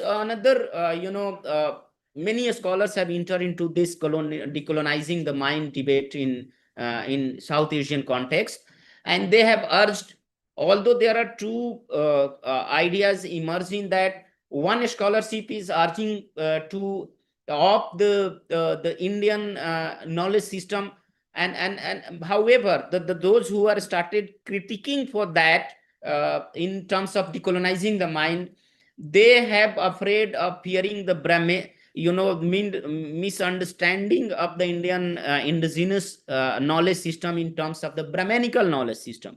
So that is a major issue which Indian academia is now discussing and focusing on, that although we try to opt or write the history or try to rewrite our history through the perspective of a decolonial perspective, however, we should be very much cautious while writing on South Asia or India or Pakistan or Bangladesh or other South Asian country, that it should not be the Brahmanical one, because again the Brahmanical knowledge system might be problematic, as it has created long before the colonialism or the other colonialism, that it created already a hierarchy among Indians. So how to avoid Brahmanical, but it should be the Indian indigenous ideas that has been in the focus of the recent debate and the ideas. So for instance, if you look to the Dalit literature, right? So Dalit literature as well as the feminist writings, many Dalit scholars and the writers are arguing that while we are focusing on the decolonizing the mind in our writings, curriculum, or state policy, we must look to the realities of the marginal people, marginal peoples, because decolonizing the mind in South Asia can be Brahmanical one, the alternate would be the Brahmanical, then there would be another problem. So that is why they are warning to look very carefully while while changing or the understand or producing the the new curricula or the new writings or new understanding on India. Professor Kumar, I'm sorry, I would like to kindly remind you, you have 2 minutes left. Definitely 1 minute. I'm going to conclude this. Sure. Nowadays in Indian academia, what we focusing more on although the colonizing the mind in South Asia is now evolving around the academic changes in the academic curricula, because it is still based on the Eurocentrism or Euro-American theories. History writing, which is more influenced by the colonial ideas and the nationalist narratives. So now we are trying to move towards the subaltern perspective, gendered perspective, or environmental perspective, as well as looking to the Dalit histories or the Dalit perspective. Apart from that, nowadays the contemporary writings or are also challenging the dominance of Western media, fashions, consumer culture, etc., trying to look to Indianize all these things. Apart from that, if you look to the health sector, we are also trying to come to up the Ayurveda. So what we find that we have a revival of the Indian indigenous medical healing traditions like Ayurveda, yoga, or local ecological knowledge, which validate all these things. So in that way, definitely there is a movement or the ideas roaming around of decolonizing the mind in South Asia. However, with the very much, I mean, this movement is moving very carefully because of the looking to those who were marginal even under the Brahminical system, which was not colonial, in fact, to how to distance from the Brahminical as well as colonial. So this is the model which now we are moving towards the decolonizing the mind in South Asia. Thank you very, very much. Thank you very much, Professor Kumar, for that rich and thought-provoking presentation on the continuing relevance of decolonizing concepts and also practice in South Asia. Yeah. We'll now move to our question and answer session. Yeah. You're welcome to type your question in the chat box for our first presentation, Bapak Max Len, and also Professor Kumar. And you may also use the raise hand features to speak directly when I call on you.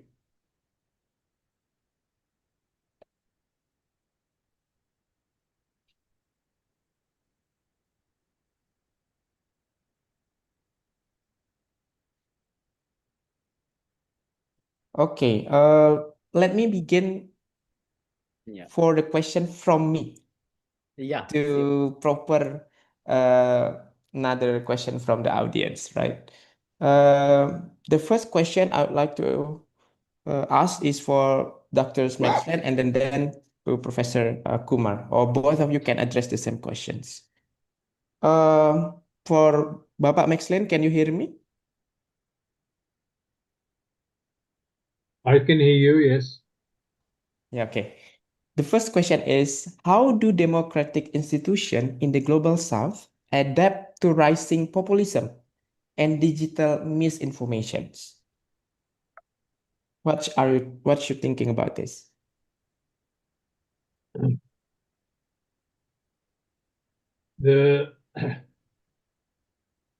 Of course, it's going to be very different from one country to another.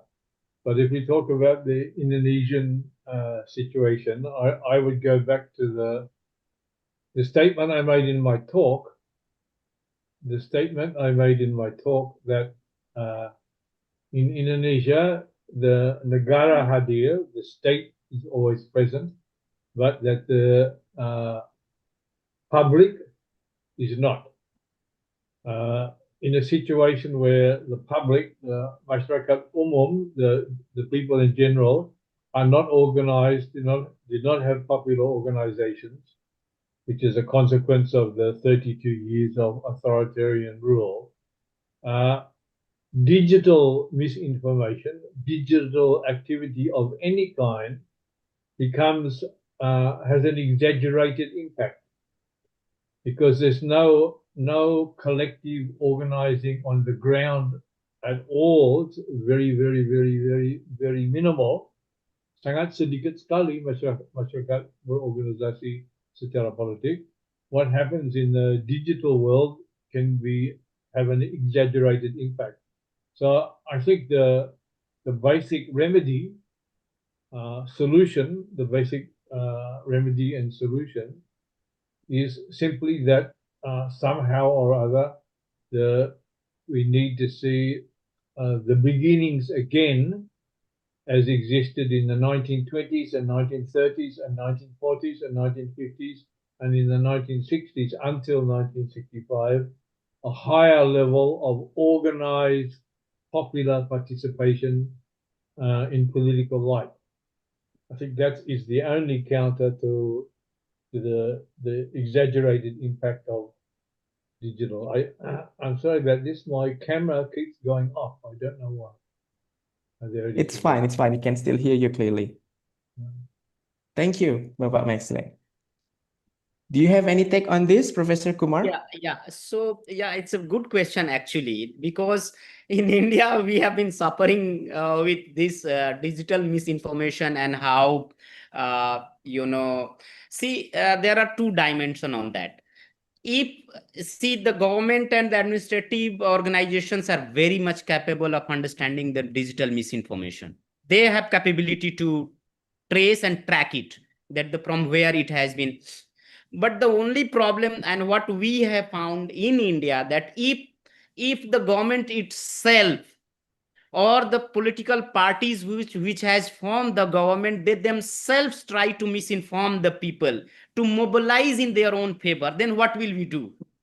So these kind of the problem which we are facing in South Asia, because most of the time those governments, those political parties, for their political political gain, they try to create these kind of the misinformation among the people, so that people can mobilize in their favor, and in that way they are winning elections and all. So in that way, in South Asian context, is it really problematic, because once those parties who are in the power, they will spread the digital misinformation, because now everybody has mobile, everybody has digital platform, and through that people get very much influence. So that is why we have we came up with the very new terminologies and idioms like Facebookia University, like Facebook University. I mean, it's a university now. In India we call it, from where this knowledge you got, from WhatsApp University or Facebook University, something like that. Means it is a taunting on the people, because they are spreading the misinformation, right? So yeah, so these has, although we understand now, slowly it took long to understand even people, that the in fact, even in terms of media, we are calling it Godi media. What is it? It is means that the media which is only producing some, I mean, they are doing favoritism, producing news for the political party, only for them, and criticizing even there are good or the best thing outside that political party, but they are criticizing to that as well. So that we call Godi media, means focusing only to those who have to focus and who has to give prominence, by even if on the cost of the false information. So these kind of the challenges we are facing, these are not big challenges if the state is neutral, but if a state itself is involved in that, then it becomes big challenge, right? Yeah. Okay, thank you. Yes, I think it also occurs here in Indonesia. We share the similar experience, right? Yeah. Thank you. I invite other questions from the audience. You can raise hand using your raise hand features. Also, you can type your question in the chat box. Any other questions?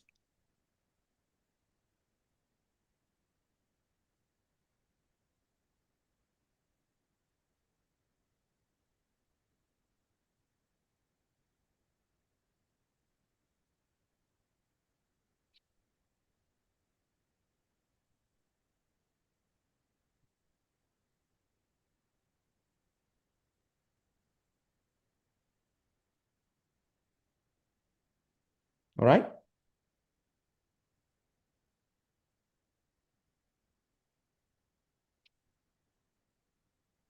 Okay, let me take the second question here. I am interested with the how you mentioned Professor Kumar and also later Bapak Maxland regarding the democratic political system in the global south.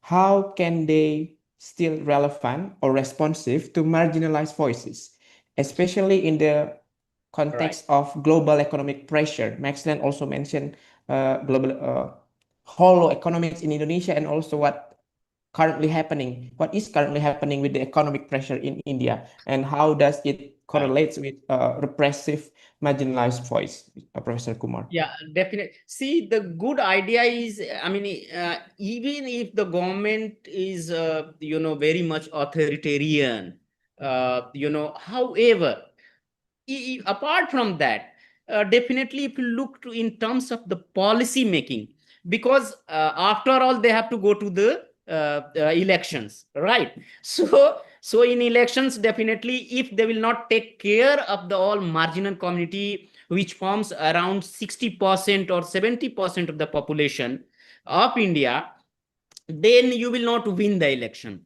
So even if there is I mean, India is facing huge economic problem, looking to the global politics, like recent Trump's politics, we are facing a huge problem because of the 100% tariff of the Trump and all. However, even if these problems are there, government at the level of policy, even in maybe in the pressure, but government is definitely taking care of the marginal section in their policy implementations by giving loans to the marginal communities to open their own businesses, local businesses, so that they can sustain, they can move forward, participate into the international global market, by giving kind of reservation ideas, giving reservation to the different unprivileged groups. So these things are still prevalent, and on the policy level, government is compelled or to implement such policy. So through all these measures, even if the economic crisis is deepening, however, in terms of the smaller business, in terms of the the marginal people, and their well-being policies, government is definitely implementing at every stage. So in that way, by implementing the policies to for the marginal and the unprivileged people in terms of economy or the other job opportunities and all, government is trying to handle it. Although for the big businesses, it is creating a trouble, like Adani, Ambani and all, because they have the bigger stakes in the international market. However, for the local one, it is in a way booming, but not for the bigger one. Yeah. All right. Excellent response. Okay. I received one question here. I think it is best addressed to Bapak Maxlin. Let me read the question. Given the existence of social movements such as those led by students and civil society, what is needed for this movement to develop into alternative political force capable of breaking through the existing cartel system? You mentioned Partai Buruh. Does it work, or is that doesn't work, or more meaningfully in the political system in Indonesia, Bapak Maxlin? That is a very good, and in my opinion, a very crucial question for the situation in Indonesia, where unlike in India and also unlike in the Philippines and most of the rest of Southeast Asia and South Asia and North Asia for that matter, there are simply no political parties that are connected to in any engaged way with the vast majority of the marginalized people. Marginalized is not the right word, actually, because the precariat, we're talking about the vast majority of people. There are no political parties which have their origins in the organization and energy of the grassroots population of Indonesia. There are 185 million Indonesians over the age of 18. According to the latest data from Bureau of Statistics, 84% of those earnings are less than the official minimum wage. And that section of the population has no political representation. So the question about can the existing social movements grow into something more substantial is, to my mind, the most central question for Indonesian politics. I think there's two problems. One is that they're not really movements. There's some NGO activism here, a student demonstration there, but there's not organized national movements for change. So these scattered protests that exist now and the scattered policy criticisms that you get from NGOs now have to be able to develop into something that's a much more serious political force. How does that happen? Well, I think the crucial thing is the subjective factor. People who think that is necessary, people who think that what criticism and discontent exists now needs to develop into an alternative political force capable of breaking through the existing cartel system, there has to be people who want to do that. People who, want to do that. I don't see any evidence of that at the moment. Indonesia is in some ways unique in the world. As I said in my talk, over the last 20 years, there's been 8 or 9 political parties in the parliament at any one time, but no opposition. 0 opposition. Unanimous votes on every policy. Why is there no opposition? Opposition is not banned, so I assume that everyone is satisfied. If opposition is not banned and there's no real effort to develop alternatives, I think I have to answer Saudara Anton Purwadi that basically there's no opposition because you are all satisfied. If you are not all satisfied, then there would be an opposition. So that's the only logical answer that I can come to. Or you just think it's impossible to build an alternative political force in the Indonesian situation. So you're either all satisfied or all sudah menyerah, or given up.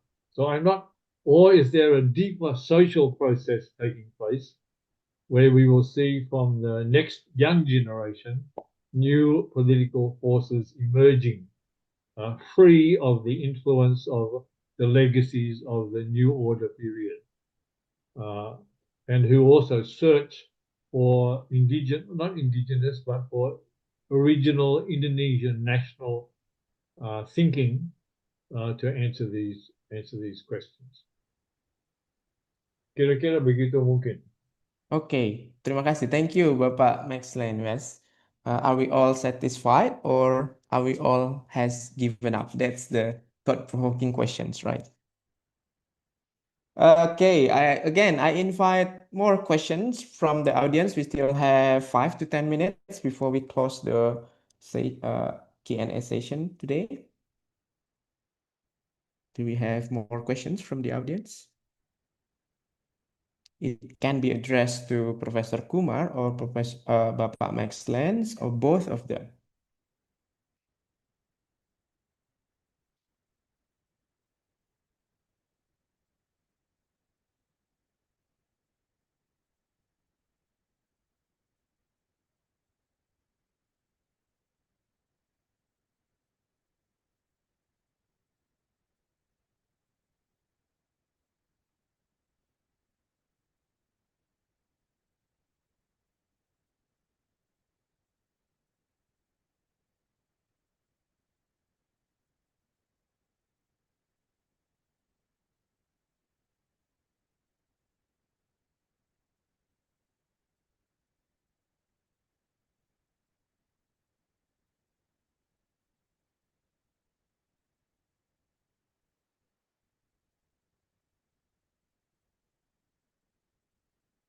Okay, we have another questions here from Griselda Zurufasafira. How can I think it's best addressed to Professor Kumar. How can we distinguish between global knowledge and colonial legacy in modern academic practice so that the effort to decolonize the mind does not end rejecting scientific progress itself? This is an interesting question. There you go, Professor Kumar. You may answer this. Thank you. This is really nice, interesting question. And that's true that even while opting or advocating for the local indigenous or knowledge system, in that way the scholars never disregarded the scientific development. We have to keep in mind the scientific development and the socio-cultural knowledge produced by Europe in terms of global South, right? So neither in fact, not the Eurocentric approach in terms of the scientific development or the scientific revolution. Nobody is criticizing, and nobody criticized that kind of the development, because it's development of mind in a very progressive, in a scientific way, right? But the whole idea given by the European scholars to South, global South, in South means the global South, that is problematic, and we are only criticizing those ideas in terms of your society and our society, making a kind of your and mine, and see your society is backward, your civilization is backward, our civilization is very good, and that is why you should also follow our civilization.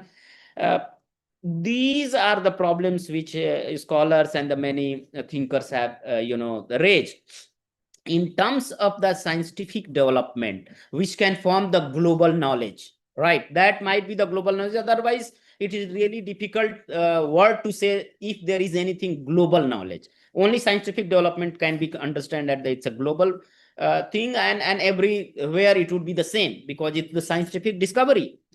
So thinking through the indigenous knowledge system or decolonizing the mind does not mean not opting or believing in the scientific discoveries, even if it has been done by the Western scientists. That is important, and nobody is disregarding that, and everybody is accepting that, because that's a scientific discovery which is maybe beneficial for human being and maybe sometimes destructive for the human being. We created atom bomb to for the for the positive aspect of getting electricity or many things so quicker, sooner and all, but the negative impact also.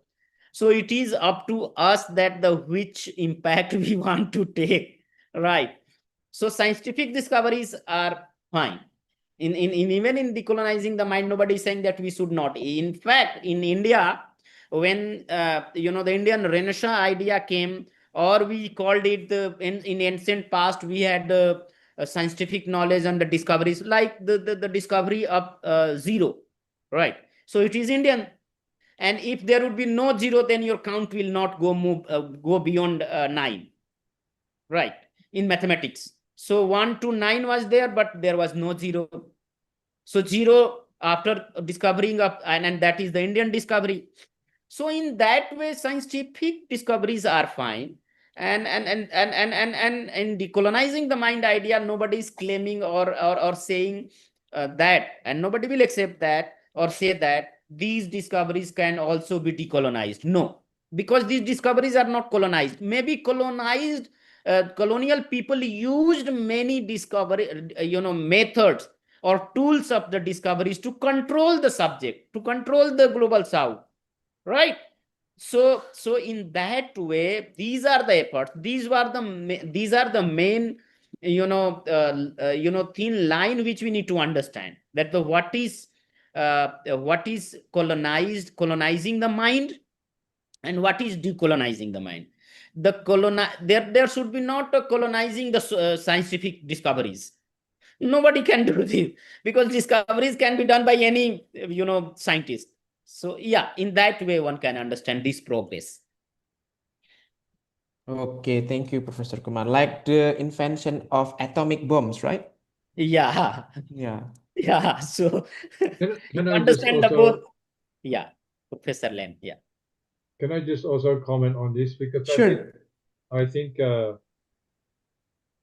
Indonesia's great thinker, writer, Pramudia Nantatur, I think also made a significant contribution to this question about how to think in a decolonial or non-colonial way. But I think his approach is quite interesting and perhaps different from in other contexts, because his approach was that the scientific advances made originating out of Europe in the 17th and 18th century, leading on to the Enlightenment, both the mainstream Enlightenment and the radical Enlightenment, and then the socialist wave that started in the mid-19th century. I think he saw that those developments taking place there as crucial to the advance of humanity as a whole. His critique of Europeans were that by the 20th century and even earlier than that, Europeans and Westerners had abandoned their own progressive thinking. The Europeans had abandoned the Enlightenment. You know, if we take, for example, the French Revolution, the slogan of the French Revolution, liberty, fraternity, equality, which if some of Pramudia's research notes showed that the Indonesian students in the medical school in Batavia at the beginning of the 20th century, the French national song Marseille was their favorite song, which they sang in their spare time. But the reality was liberty, fraternity, and equality as values had long been abandoned by the West. There was no liberty, fraternity, and equality in the Dutch East Indies, or for that matter, under British rule in India. It was anti-liberty, anti-equality, anti-fraternity. And actually, as capitalism developed in Western Europe and North America, those values and the scientific values associated with them became weaker and weaker. At the current moment, I would say in Western countries, that not only are the Enlightenment values not only the values of the Enlightenment in the social sciences and humanities been abandoned, funding cuts to Western universities are resulting in social science and humanities programs and faculties being slashed, done away with, destroyed. So I think there's still much of value in the series of changes that took place originating in Europe in the 17th century through to the Enlightenment, and also to the socialist wave in mid-19th century and early 20th century. But I think it's the sort of academic imperialism that operates around the world now, including in global South countries, is actually not enforcing the progressive values of their scientific revolution and the Enlightenment, but enforcing a kind of empty set of social science and humanities values. In fact, I don't know whether you use the term in Indonesia and India, but now university education in the West is KPI dominated, quantitative outcome, and how many journal articles you produce, how many, it's all quantitative outcome, and the social function of critical learning has been basically abandoned by mainstream universities. And I certainly hope modern Indonesian universities like Universitas Tidar do not take the contemporary Western university as a model, because the contemporary Western university is now at its lowest ebb, at its lowest intellectual level. But everyone, I'm sure in Indonesia, people, I hope anyway, many people watching this seminar have read and studied and thought about Pramudia's contribution to thinking on the operation of colonialism. Okay, thank you for your comments on this, Bapak Excellence. We've come to the end of our session today. Finally, I would like to invite Professor Kumar and Bapak Maxland to have the closing statements, 1 or 2 sentences for the closing statement, to sum up all of the points we discussed. Although I realize this is not possible to sum up because we have too many great things to discuss, but however, we must end the session today. So the first closing statement, I would like from Professor Kumar. Okay. Thank you. So as I focused more on decolonizing the mind in South Asia, I mean Asia, particularly in South Asia, what we find that it is remain a continuing intellectual and cultural, the project and the idea which we have been discussing from 19th century to even until now. And this can only be fulfilled or done in a very positive and progressive way when we will discuss more and more on that. We will organize discussions or debates and ideas most often, so that we can make our future or the understanding of past based or in the better way.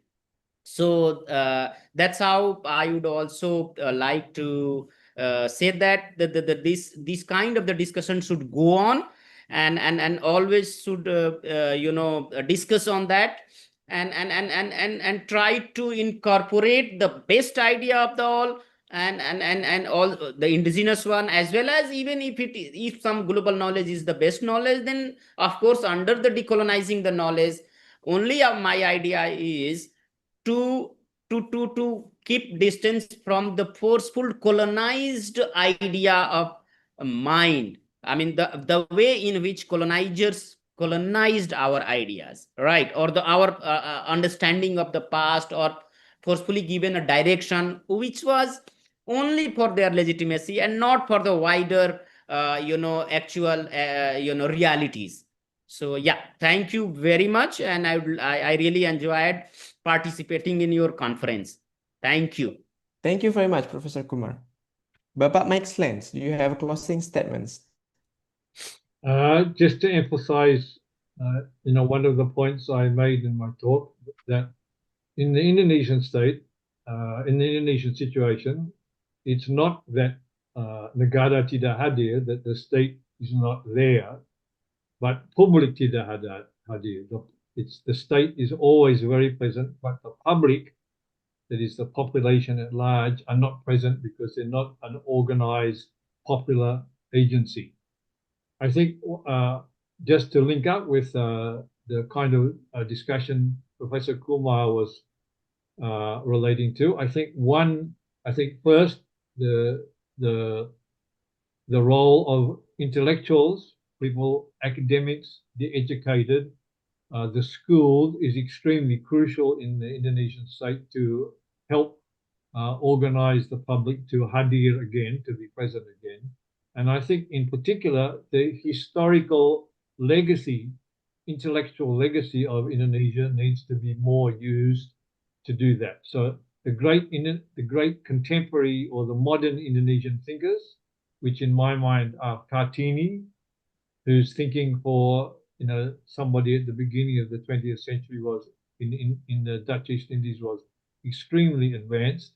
Sukarno, I think the genius of understanding Indonesian society in the 20s and 30s and 40s, and Pramudian Antatur are three indigenous national Indonesian thinkers that people should study more as a way to help figure out what role the intelligentsia can play in making sure that publik hadir, not just the state, but that the people also have a presence in political and cultural life.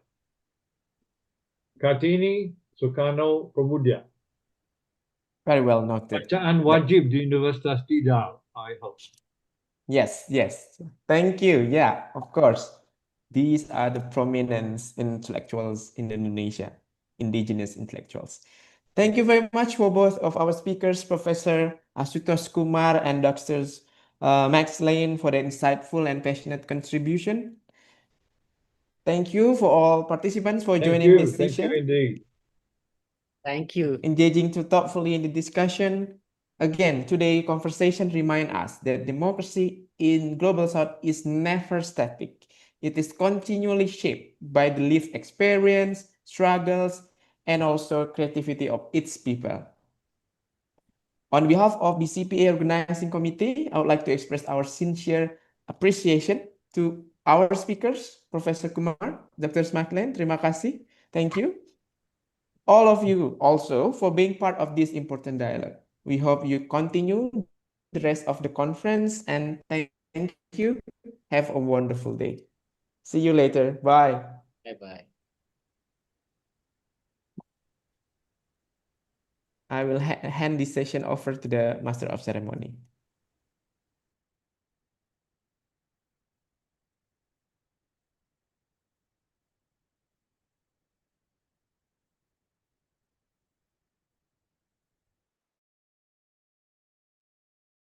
Ladies and gentlemen, we will take a short break. The event will resume at 11 o'clock a.m. and we kindly request participants to return to the Zoom meeting room on time, and there will be information for participants prior to the parallel panel discussion session, and we can kindly request that participants prepare themselves. Para hadirin sekalian, kita akan beristirahat sejenak. Acara akan dilanjutkan pada pukul 11 WIB. Kami mohon bagi para peserta untuk dapat kembali di ruang Zoom meeting tepat waktu, dikarenakan sebelum sesi panel diskusi paralel akan terdapat informasi bagi para peserta. Dan kami mohon untuk para peserta dapat mempersiapkan diri.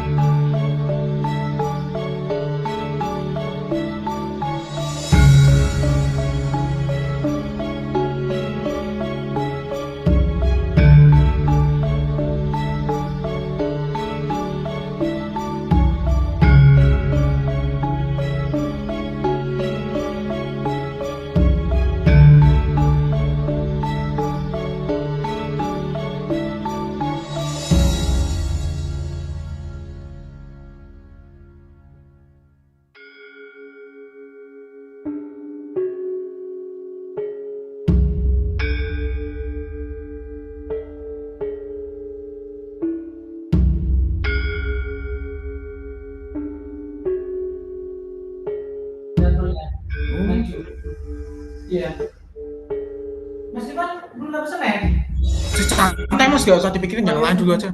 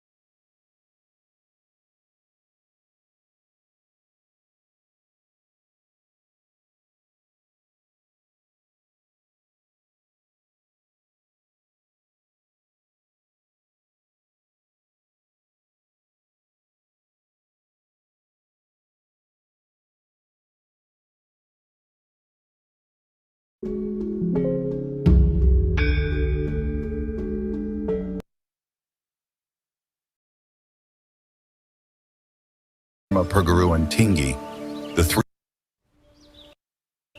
Tidar University has taken a meaningful journey in realizing Indonesia's Tridharma Perguruan Tinggi, the three pillars of higher education.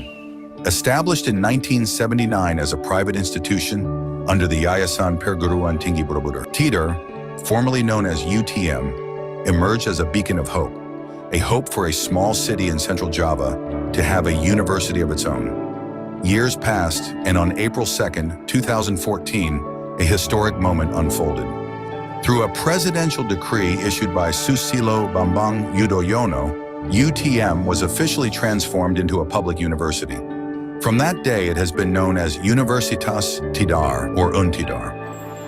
Today, Untidar spans 4 cities and stands as the only state university in the region.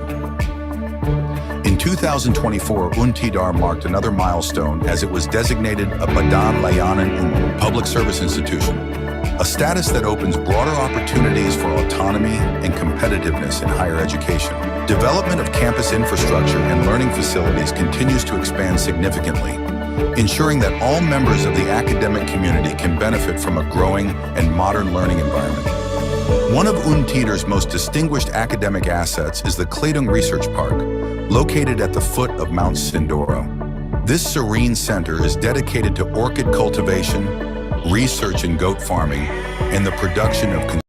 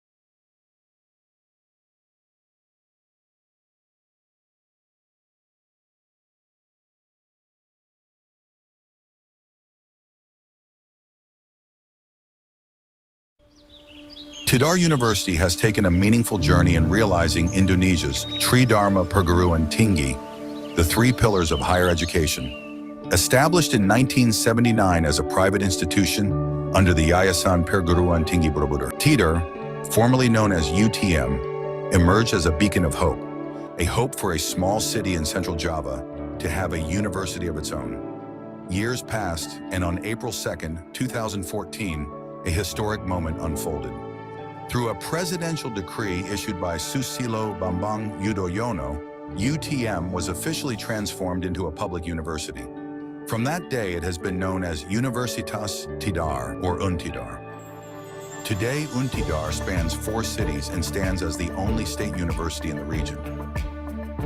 In 2024, Untidar marked another milestone as it was designated a Badan Layanan Umum, public service institution, a status that opens broader opportunities for autonomy and competitiveness in higher education. Development of campus infrastructure and learning facilities continues to expand significantly, ensuring that all members of the academic community can benefit from a growing and modern learning environment. One of Untidar's most distinguished academic assets is the Kledung Research Park, located at the foot of Mount Sindoro. This serene center is dedicated to orchid cultivation, research in goat farming, and the production of consumable fish.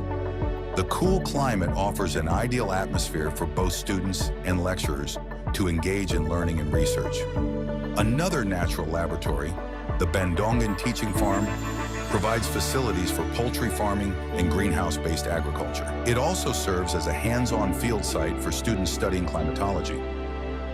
All academic and student activities are supported by free 24-hour internet access across the campus. Untidar currently has 5 faculties and 31 academic programs. To enhance academic quality, many lecturers are supported in pursuing doctoral degrees, both in Indonesia and abroad. Everyday academic operations are managed by 2 main institutes and 4 unit Penunjang Academic, UPA, or academic support units. Furthermore, 9 Pusat Studi, Center of Studies, serve as platforms for interdisciplinary research and community engagement. 4 Pusat Layanan service centers also operate to support the personal and professional development of all academic members. Untidar is committed to equipping its students with practical, future-ready skills. Students are supported from the very beginning through counseling services that nurture mental well-being, as well as entrepreneurship training to complement their academic pursuits. Alumni are also monitored through career tracking initiatives, helping assess the long-term impact of their education. These efforts have yielded tangible results. Many students and graduates have gone on to succeed in government, business, and social enterprise. Partnership is another pillar of Untidar's growth. The university works closely with government institutions, private sector partners, banking institutions in universities both in Indonesia and abroad. Through these collaborations, students gain valuable real-world learning experiences.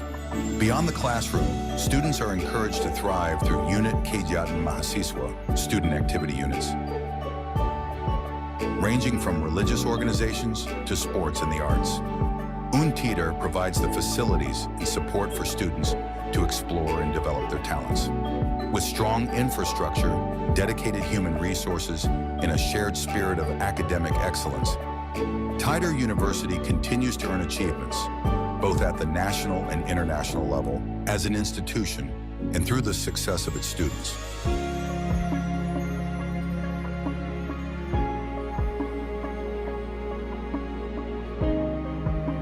In the name of Allah, the most gracious, the most merciful, with a clear vision grounded in excellence, innovation, and cultural integrity, I am devoted to guiding Universitas Tidar toward a future of honor and lasting contribution.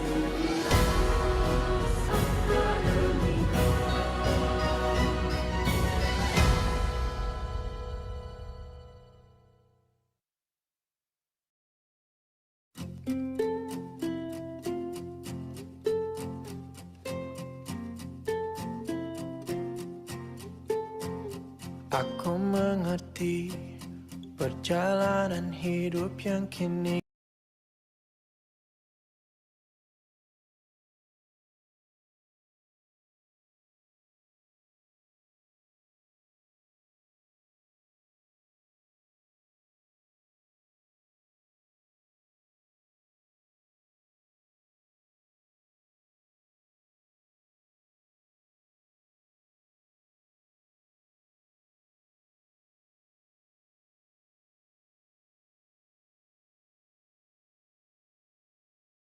Suara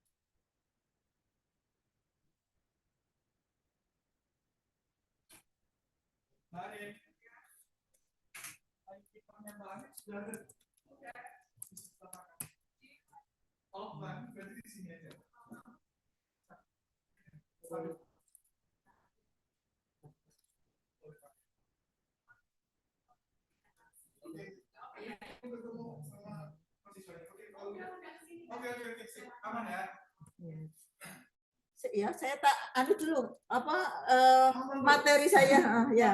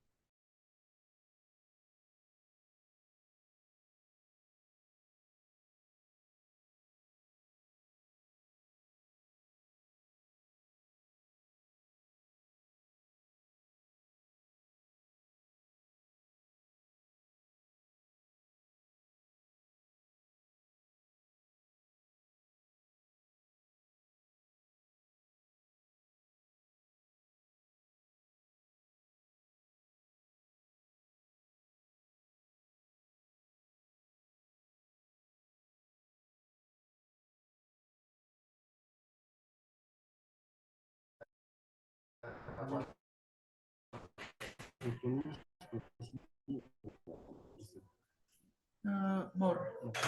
Ini More. more. Ini, join. Kan room 3. Join. Ini kok Itu anu beda.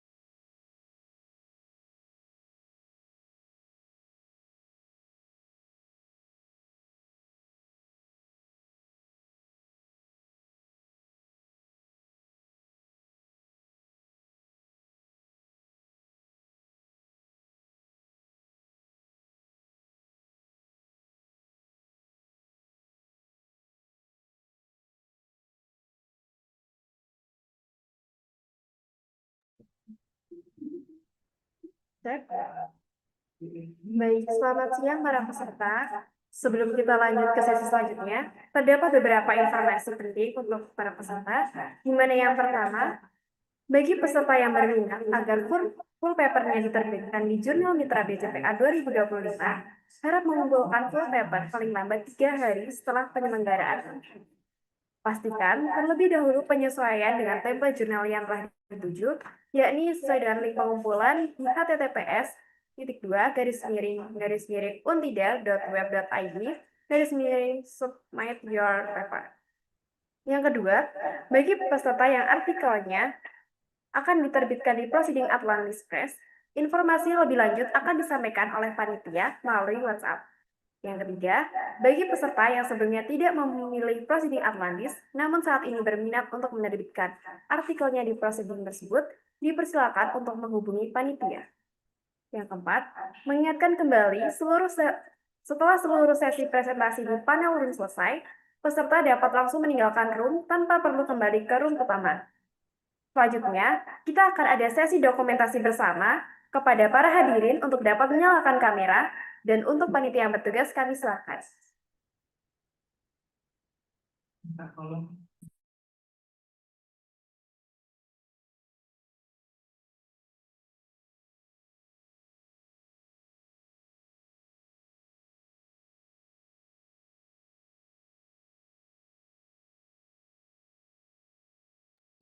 Sebelum dokumentasi kita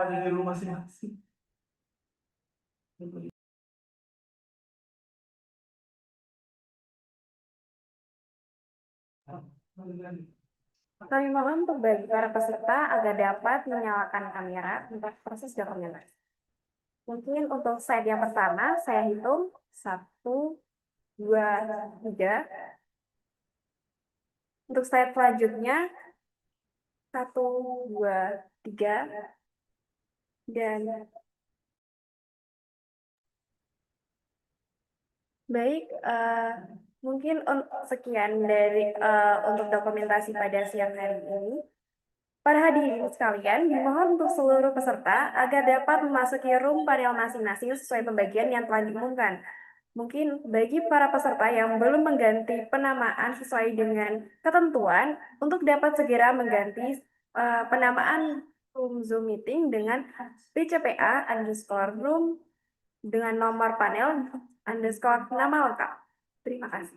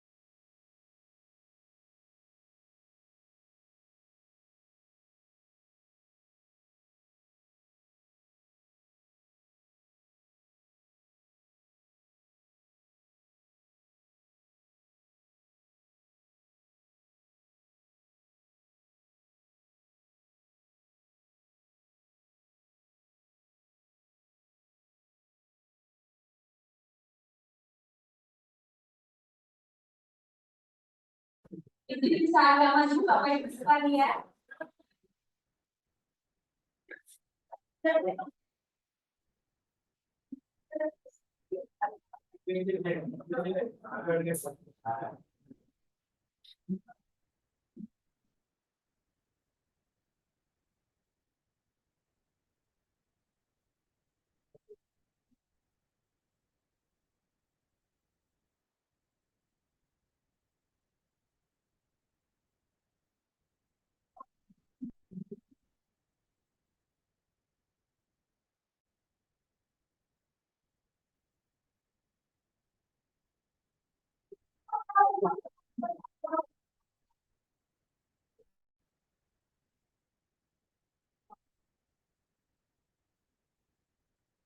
Baik, untuk sesi selanjutnya kami lanjutkan memanggil calon wisudawan dan wisudawan ini melakukan bersama satu pertandingan.